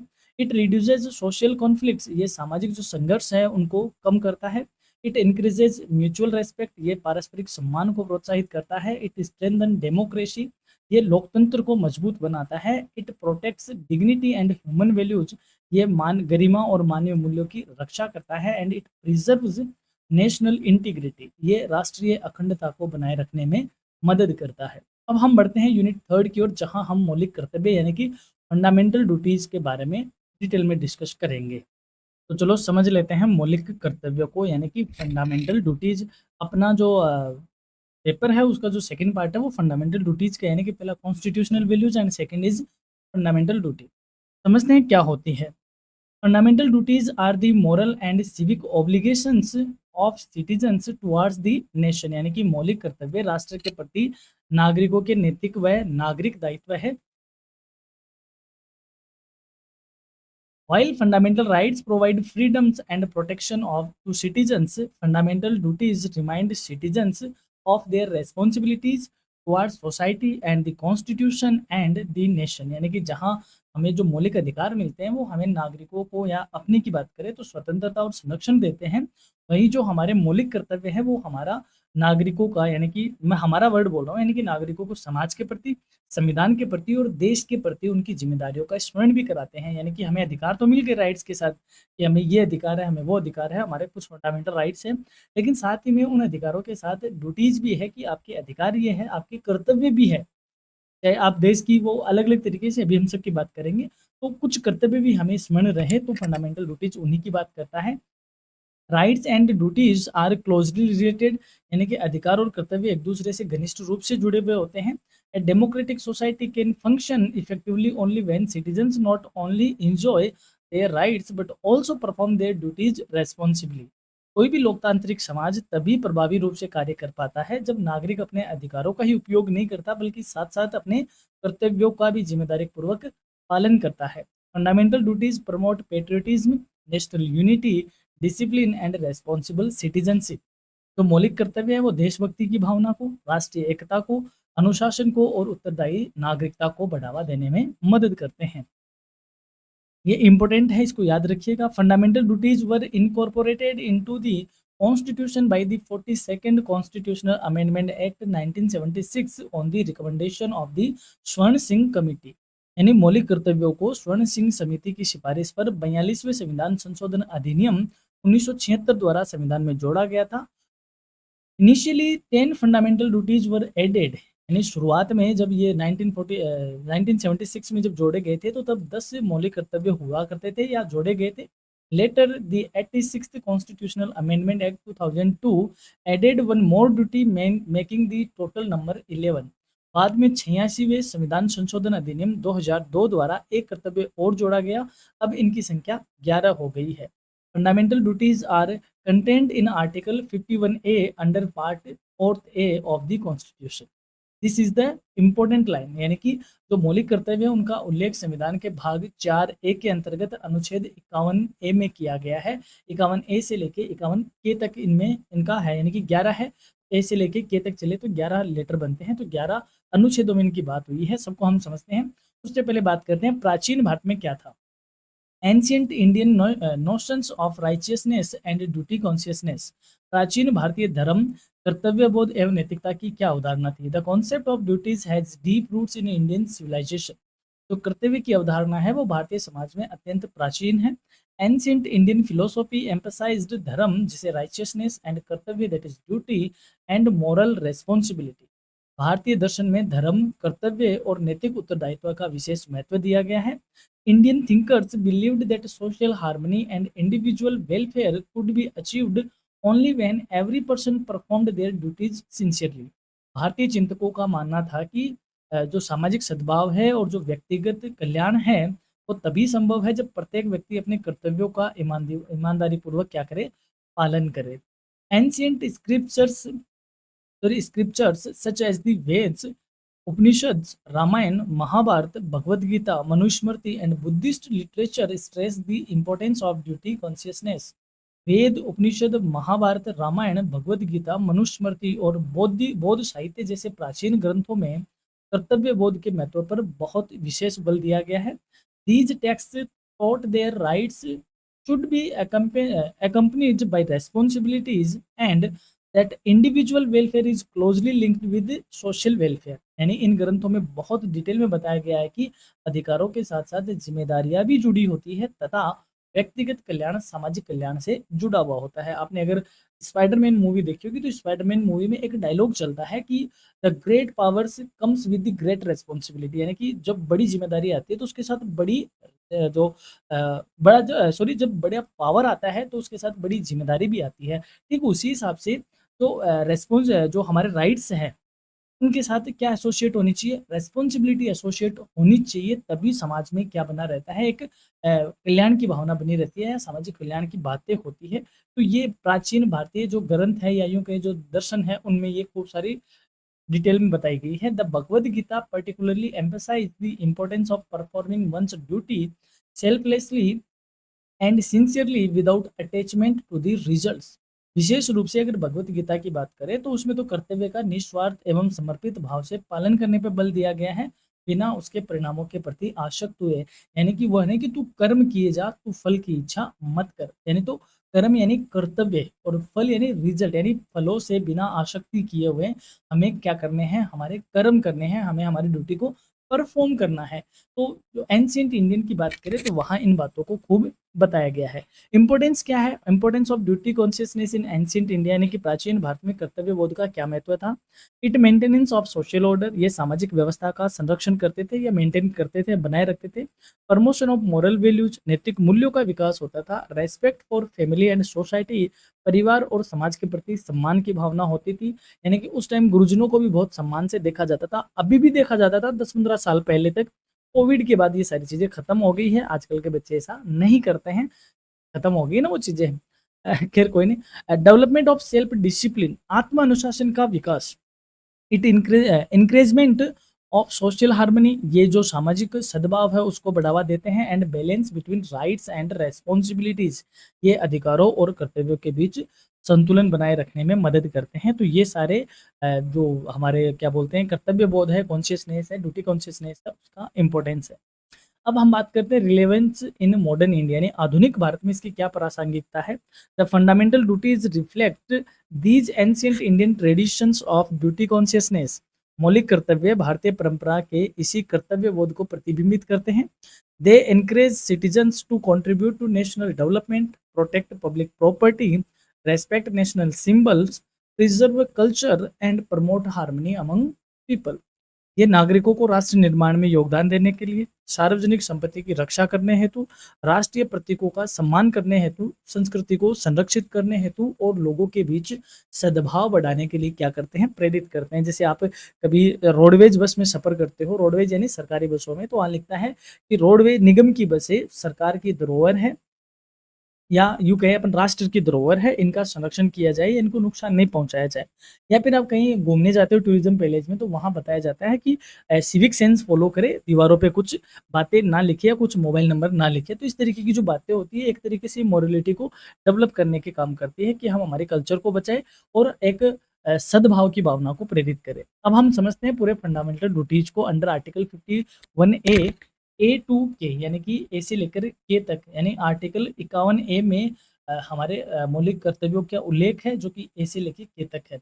सबसे पहले बात करते हैं article 51A sub A, to abide by the constitution and respect its ideals and institutions, the national flag and the national anthem. संविधान का पालन करना और उसके आदर्शों, संस्थाओं, राष्ट्रीय ध्वज और राष्ट्रगान का सम्मान करना, ये हमारा मौलिक कर्तव्य है।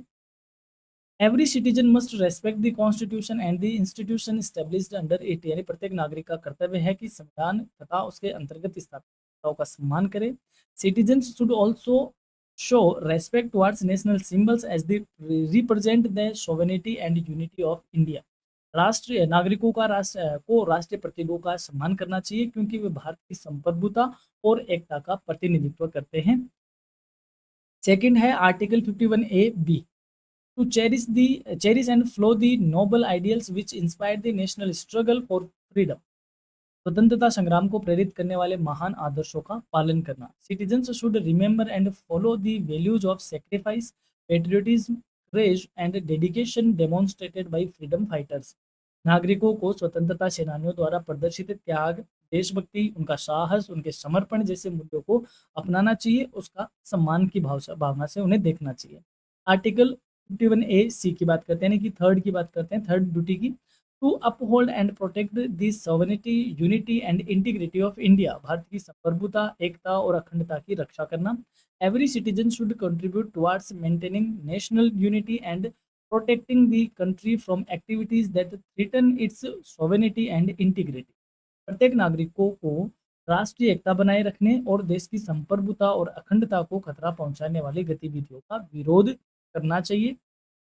बात करते हैं फोर्थ की यानी कि डी की, to defend the country and render national service when called upon to do so, यानी देश की रक्षा करना और आवश्यकता पड़ने पर राष्ट्रीय सेवा प्रदान करना। Citizens should be prepared to serve and defend the nation whenever required. नागरिकों को आवश्यकता पड़ने पर राष्ट्र की सेवा और रक्षा के लिए सदैव तत्पर रहना चाहिए या तैयार रहना चाहिए। बात करते हैं ई की यानी कि फिफ्थ की, to promote harmony and the spirit of common brotherhood among all people of India. सभी भारतीयों में सद्भाव और भाईचारे की भावना को बढ़ावा देना। Citizens should overcome divisions based on religion, language, caste, region और community and promote national integration. नागरिकों को धर्म, भाषा, जाति, क्षेत्र या समुदाय के आधार पर होने वाले विभाजनों को समाप्त करके राष्ट्रीय एकीकरण को बढ़ावा देना चाहिए, ये उनकी ड्यूटी है। बात करते हैं सिक्स्थ की यानी कि article 51A sub F, to value and preserve the rich heritage of India's composite culture, यानी भारत की समृद्ध सांस्कृतिक विरासत का संरक्षण करना है। ऐसा नहीं कि आप किसी किले में घूमने गए और वहां पे आपने मोटे मोटे अक्षरों में मोबाइल नंबर लिखा या किसी का नाम लिखा और लिखा आई लव यू फलान ढिमका, तो कहने का मतलब इस तरीके के काम नहीं करना है। ये हमारी मोरल ड्यूटी है कि हमें हमारी हेरिटेज को संरक्षित रखना है। Citizens should protect and preserve India's diverse cultural traditions, monuments, literature, art and heritage, यानी नागरिकों को भारत की विविध सांस्कृतिक परंपराओं, स्मारकों, साहित्य, कला और विरासत का संरक्षण करना चाहिए। बात करते हैं नेक्स्ट की यानी कि जी की, to protect and improve the natural environment, यानी प्राकृतिक पर्यावरण की रक्षा करना और उसे संवर्धित करना हमारा जिम्मेदारी है या कर्तव्य है। Citizens should protect forest, rivers, lakes, wildlife and the environment and develop compassion for living creatures.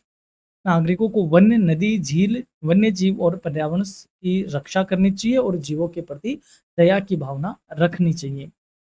8 की बात करते हैं यानी कि एच की, to develop scientific temper, humanism and the spirit of inquiry and reform, वैज्ञानिक दृष्टिकोण, मानवतावाद और सुधार की भावना का विकास करना। Citizens should adopt national thinking, encourage innovation and remain open to social reform. नागरिकों को तर्कसंगत सोच अपनानी चाहिए, नवाचार को प्रोत्साहित करना चाहिए और सामाजिक सुधारों के प्रति सकारात्मक दृष्टिकोण विकसित करना चाहिए, रखना चाहिए। नाइन्थ की बात करते हैं। नाइन्थ हमारी ड्यूटी कौन सी है?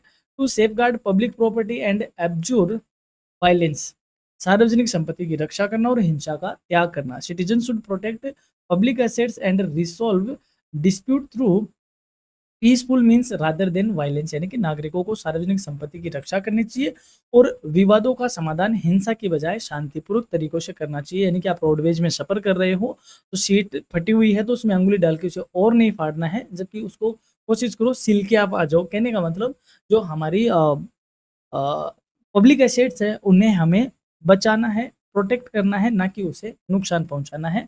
और कोई बात हो भी जाए तो उसे शांतिपूर्वक तरीकों से सुलह करना है, ऐसा नहीं कि हाथापाई पे उतर आए।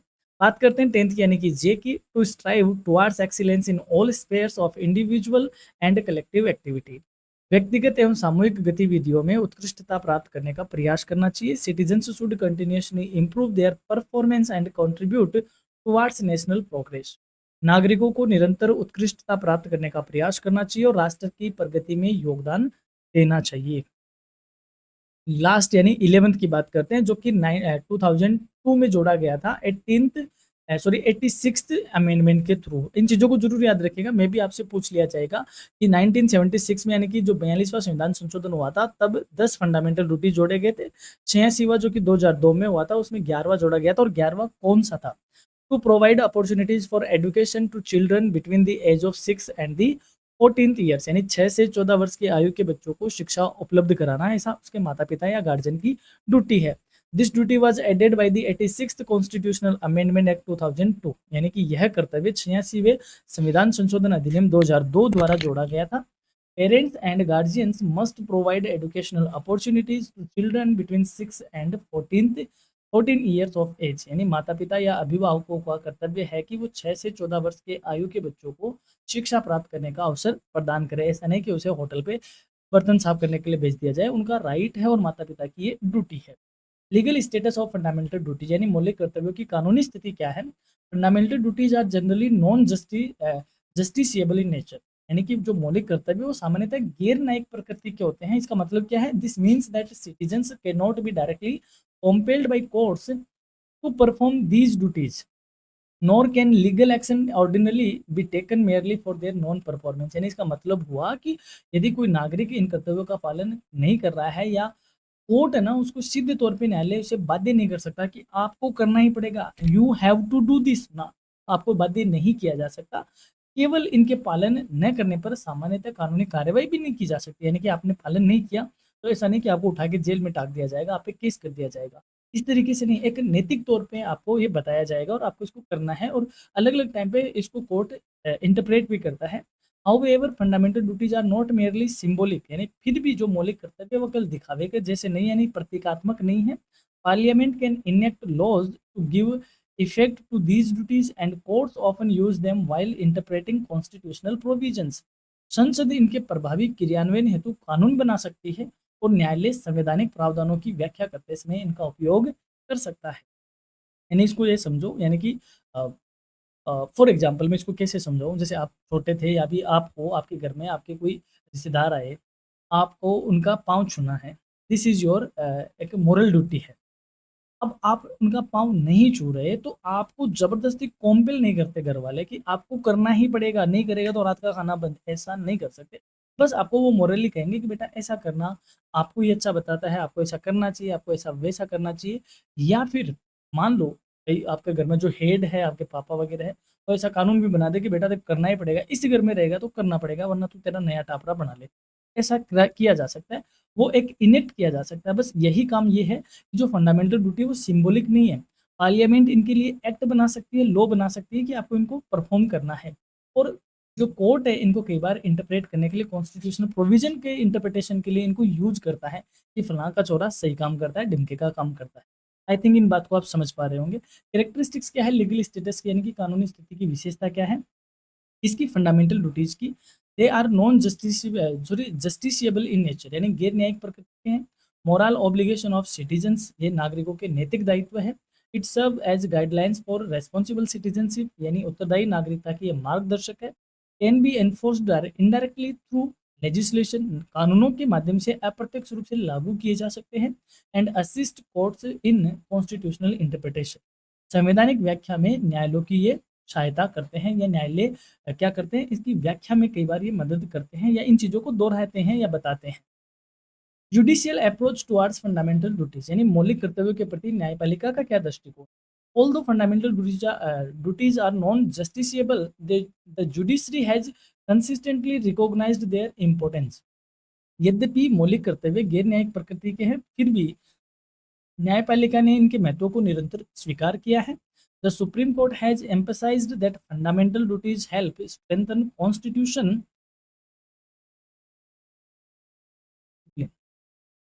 यानी कि सर्वोच्च न्यायालय ने बार बार कहा है कि मौलिक कर्तव्य संवैधानिक मूल्यों और राष्ट्रीय अनुशासन को मजबूत बनाने का काम करते हैं। Courts have often interpreted fundamental rights and directive principles in harmony with fundamental duties, न्यायालयों ने अनेक अवसरों पर मौलिक अधिकारों और नीति निर्देशक तत्वों की व्याख्या मौलिक कर्तव्यों के साथ समन्वय स्थापित करते हुए की भी है। कौन-कौन से ऑब्जर्वेशन है, यानी कब-कब ऐसे केसेस हुए हैं जिनमें इनकी बातें हुई है वो देख लेते हैं। जैसे पहला ये है MC. Mehta versus union of India, यानी 1988 में है।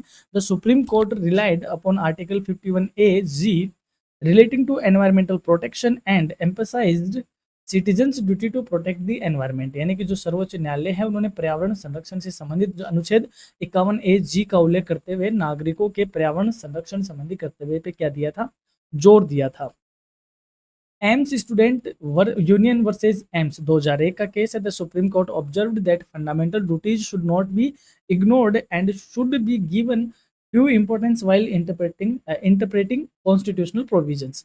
सर्वोच्च न्यायालय ने कहा कि मौलिक कर्तव्यों की उपेक्षा नहीं की जानी चाहिए तथा संवैधानिक प्रावधानों की व्याख्या करते समय उन्हें उचित महत्व दिया जाना चाहिए। Aruna Roy versus Union of India 2002, the court highlighted the significance of value-based education in promoting fundamental duties among citizens. न्यायालय ने नागरिकों में मौलिक कर्तव्यों की भावना विकसित करने हेतु मूल्य आधारित शिक्षा के महत्व पर जोर दिया था। सिग्निफिकेंस यानी कि महत्व क्या है मौलिक कर्तव्यों के।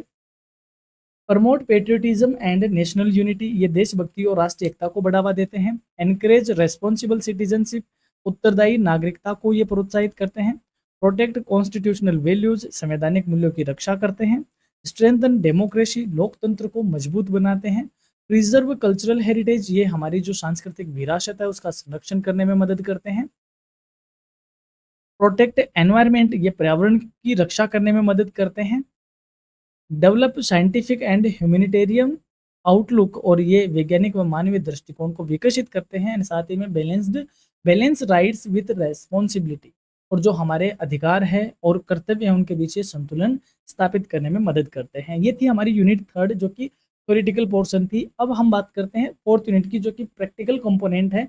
तो एग्जाम में आपसे किस तरीके से चीज़ें पूछी जाएगी उन पे हम बात कर लेते हैं, या फिर आपसे पूछा भी जाए तो किस तरीके से यहाँ से बात की जा सकती है। एक-एक हम एग्ज़ाम्पल लेते हैं और फिर बात करते हैं। यानी कई बार आपने देखा होगा कि आप जब कॉलेज में थे या स्कूल में थे तो आपसे कभी पोस्टर मेकिंग करवा लिया या कभी आपसे पीपीटी प्रेजेंटेशन करवा लिया, यानी कभी ग्रुप डिस्कशन करवा लिया, कभी आपकी मौखिक परीक्षा ले ली। ये सारी चीज़ें क्या होती है, ये प्रैक्टिकल लर्निंग मेथड होते हैं या प्रैक्टिकल कंपोनेंट होते हैं। यानी कि जो आपका थ्योरेटिकल नॉलेज है उसको आपने प्रैक्टिकली आपको लर्न करवाया जाए या सिखाया जाए, या आपने कितना उसको प्रैक्टिकली सीख पाए हो, उसका हम प्रैक्टिकल कंपोनेंट के तौर पे देखते हैं। तो आप जो फोर्थ सेमेस्टर में उसमें कई सारे पेपर में fourth unit as a practical component ही है। क्या होता है इसमें, यानी इस यूनिट में सैद्धांतिक अध्ययन की बजाय व्यवहारिक गतिविधियाँ, योजनाएं, सर्वेक्षण, समूह चर्चा या जागरूकता कार्यक्रम करवाए जाते हैं।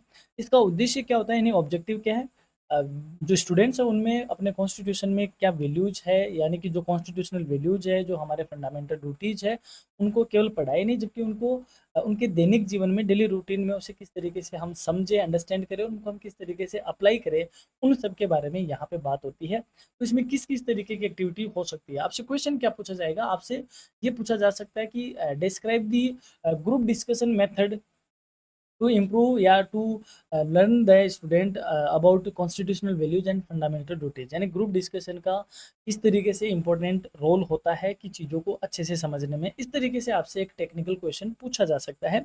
मैं यहाँ पे कोशिश करूंगा कि आप इन चीज़ों को पकड़ पाओ, क्योंकि मैंने इसका लास्ट पेपर देखा नहीं है। अगर मेरे को मिलता है तो मैं आपको बताऊंगा किस तरीके से यहाँ क्वेश्चन आए हैं। तो देखो, group discussion on constitutional values and fundamental duties. Group discussion क्या होता है, जैसे कुछ बच्चे ऐसे बैठ गए, ग्रुप बना लिया और ये आपस में डिस्कस कर रहे हैं, इनको एक टॉपिक दे दिया जाएगा, थीम दे दी जाती है और उन पर ये बात करते हैं। और इन पर बात करने का उद्देश्य क्या है, ऑब्जेक्टिव क्या है। The purpose of group discussion यानी GD is to develop awareness and understanding regarding constitutional values and fundamental duties and to encourage students to relate them with contemporary social and national issues. यानी कि समूह चर्चा का उद्देश्य होता है कि बच्चों में संवैधानिक मूल्यों और मौलिक कर्तव्यों के प्रति जागरूकता और समझ को विकसित करना, और विद्यार्थियों को इन्हें समकालीन यानी कि वर्तमान की जो सामाजिक परिस्थितियां है और जो राष्ट्रीय मुद्दे हैं उनसे जोड़ने के लिए क्या करना, प्रेरित करना। ये हो सकता है। इसमें क्या क्या डिस्कशन टॉपिक हो सकते हैं, relevance of constitutional values in modern India, यानी कि आधुनिक भारत में संवैधानिक मूल्यों की क्या प्रासंगिकता है, किन किन पॉइंट पे चर्चा हो सकती है। Importance of justice in society, यानी कि समाज में न्याय का क्या महत्व है। इक्वलिटी एंड सोशल इंक्लूजन, समानता और सामाजिक समावेशन क्या है। लिबर्टी एंड डेमोक्रेटिक पार्टिसिपेशन, यानी स्वतंत्रता और लोकतांत्रिक सहभागिता क्या है। फेटर्निटी एंड नेशनल इंटीग्रेशन, बंधुत्व और राष्ट्रीय एकीकरण, इन सारी बातों पर चर्चा हो सकती है। और इसमें क्या हो सकता है, दूसरा topic fundamental duties and responsible citizenship, यानी मौलिक कर्तव्य और उत्तरदायी नागरिकता।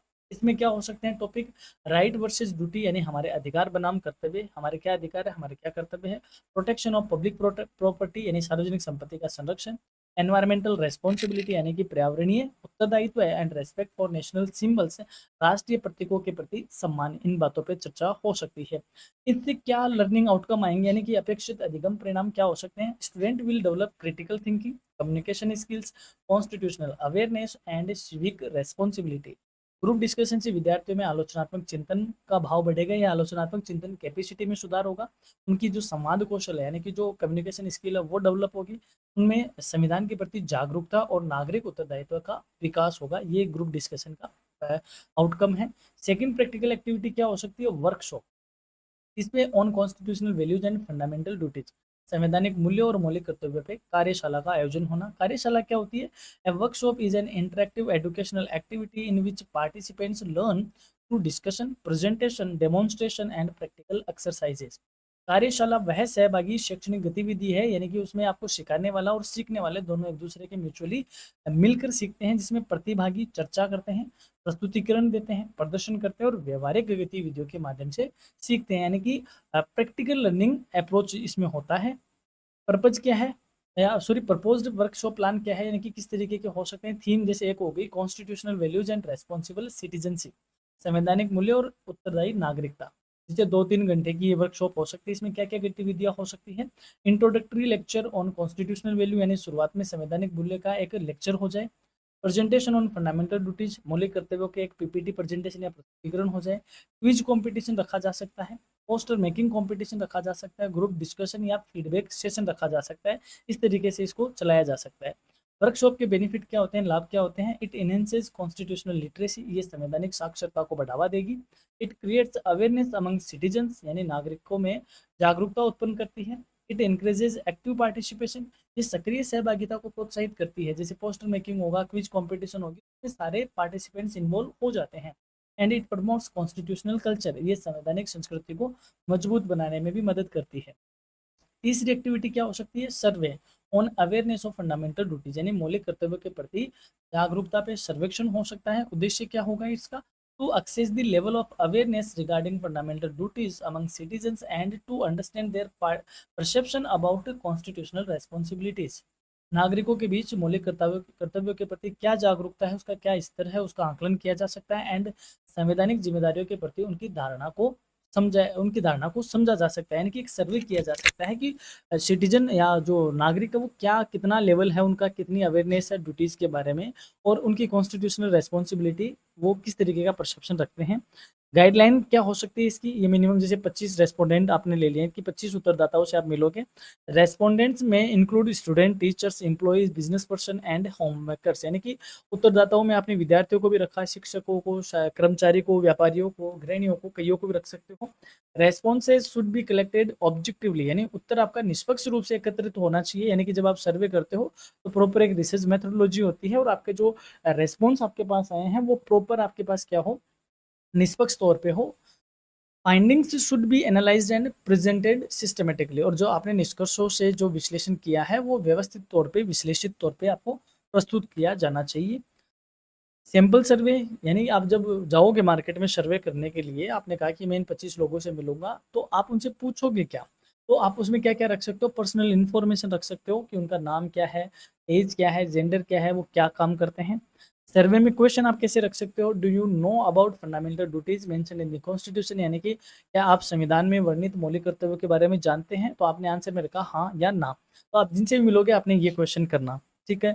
और have you ever read article 51A of the constitution, क्या आपने कभी संविधान का अनुच्छेद 51A पढ़ा है? अभी हमने पढ़ा 51A किससे संबंधित है? फंडामेंटल ड्यूटी से संबंधित है। तो आंसर हाँ या ना में आएगा। Do citizens have duties along with rights, क्या नागरिकों के अधिकार के साथ साथ कर्तव्य भी होते हैं? या तो हाँ होगा या तो ना होगा। इस तरीके की क्वेश्चन आप रख सकते हो। Is protecting the environment A fundamental duty, आपने उससे पूछ लिया क्या आप पर्यावरण संरक्षण एक मौलिक कर्तव्य है? हाँ, नहीं या पता नहीं, तो किसी भी तरीके का आप इसमें ऐसे रख सकते हो। तो आपके कुछ सिंपल क्वेश्चन होते हैं और भी है, जैसे do you respect the national flag and national anthem, क्या आप राष्ट्रीय ध्वज और राष्ट्रगान का सम्मान करते हैं? तो ऑलवेज, समटाइम्स, रेयरली, यानी कि हमेशा करता हूँ, कभी कभी करता हूँ, या बहुत कम करता हूँ। या आप इसमें भी ये हो सकता है कि अच्छा ऐसा भी होता है क्या, आपने एक ऑप्शन ऐसा भी रख लिया। ये जस्ट जोक्स अपार्ट, यानी कहने का मतलब आप एक प्रॉपर क्वेश्चन आप इसमें रखते हो सर्वे जब करते हो। तो इस तरीके के क्वेश्चन से आप क्या कर सकते हो, फिर रिपोर्ट तैयार करोगे।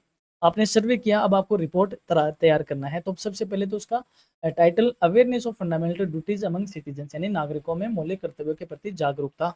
सेक्शन आप इसमें क्या क्या रखोगे, इसका क्या इंट्रोडक्शन है, यानी कि आपने सर्वे किया उसका इंट्रोडक्शन क्या है, सर्वे का उद्देश्य क्या था, मेथोडोलॉजी आपने क्या लगाई, यानी कि मेथोडोलॉजी अलग अलग होते हैं। आपने टेलीफोन पे बात करी, या आप फील्ड में गए, या फिर आपने कोई रेस्पोंडेंट्स के थ्रू आपने काम किया, या आपके रेमुनरेटर्स थे, किसके थ्रू आपने डेटा कलेक्ट किया।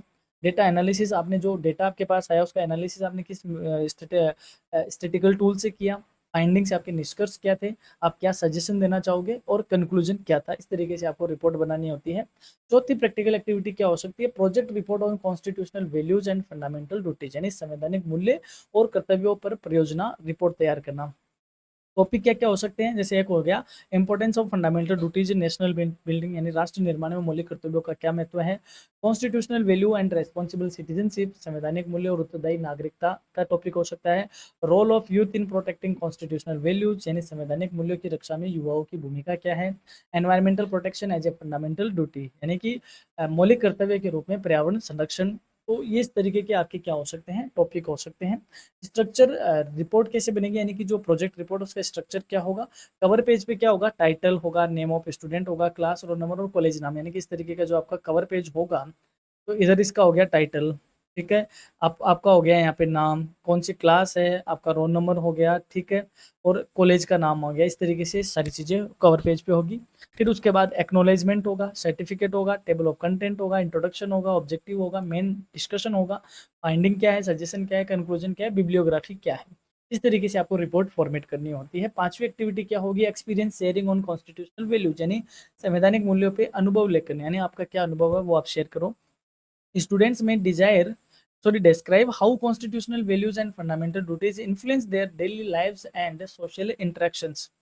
विद्यार्थी यह वर्णन कर सकता है कि संवैधानिक मूल्य और मौलिक कर्तव्य उनके दैनिक जीवन तथा सामाजिक व्यवहार को किस प्रकार प्रभावित करता है।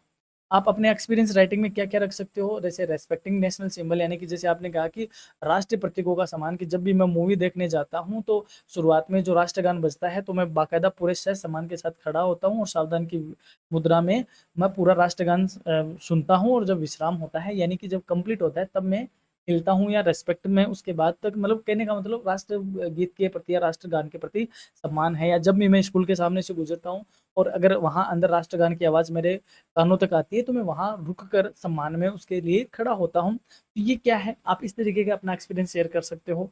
मेंटेनिंग क्लीनिनेस, यानी कि स्वच्छता बनाए रखना, कि मैं स्वच्छ भारत अभियान के साथ मैं मतलब देश को साफ रखने में ये मेरी नैतिक जिम्मेदारी है कि मैं स्वच्छता बनाए रखूं, ये आपका एक्सपीरियंस शेयर कर सकते हो। एनवायरमेंटल प्रोटेक्शन के लिए आप कह सकते हो कि मैं हर मानसून में पेड़ लगाते हूँ, उनकी प्रोटेक्शन भी करता हूँ और मैंने अब तक मेरी लाइफ में इतने पेड़ लगा दिए हैं। तो ये आप बता सकते हो। प्रमोटिंग इक्वलिटी, आप बता सकते हो कि समानता को बढ़ावा देना। हेल्पिंग वीकर सेक्शन, यानी कमजोर वर्गों की सहायता का एक्सपीरियंस। रेस्पेक्टिंग डाइवर्सिटी, विविधता का सम्मान, यानी कि जो अलग अलग विविधता है उनका सम्मान करता हूँ।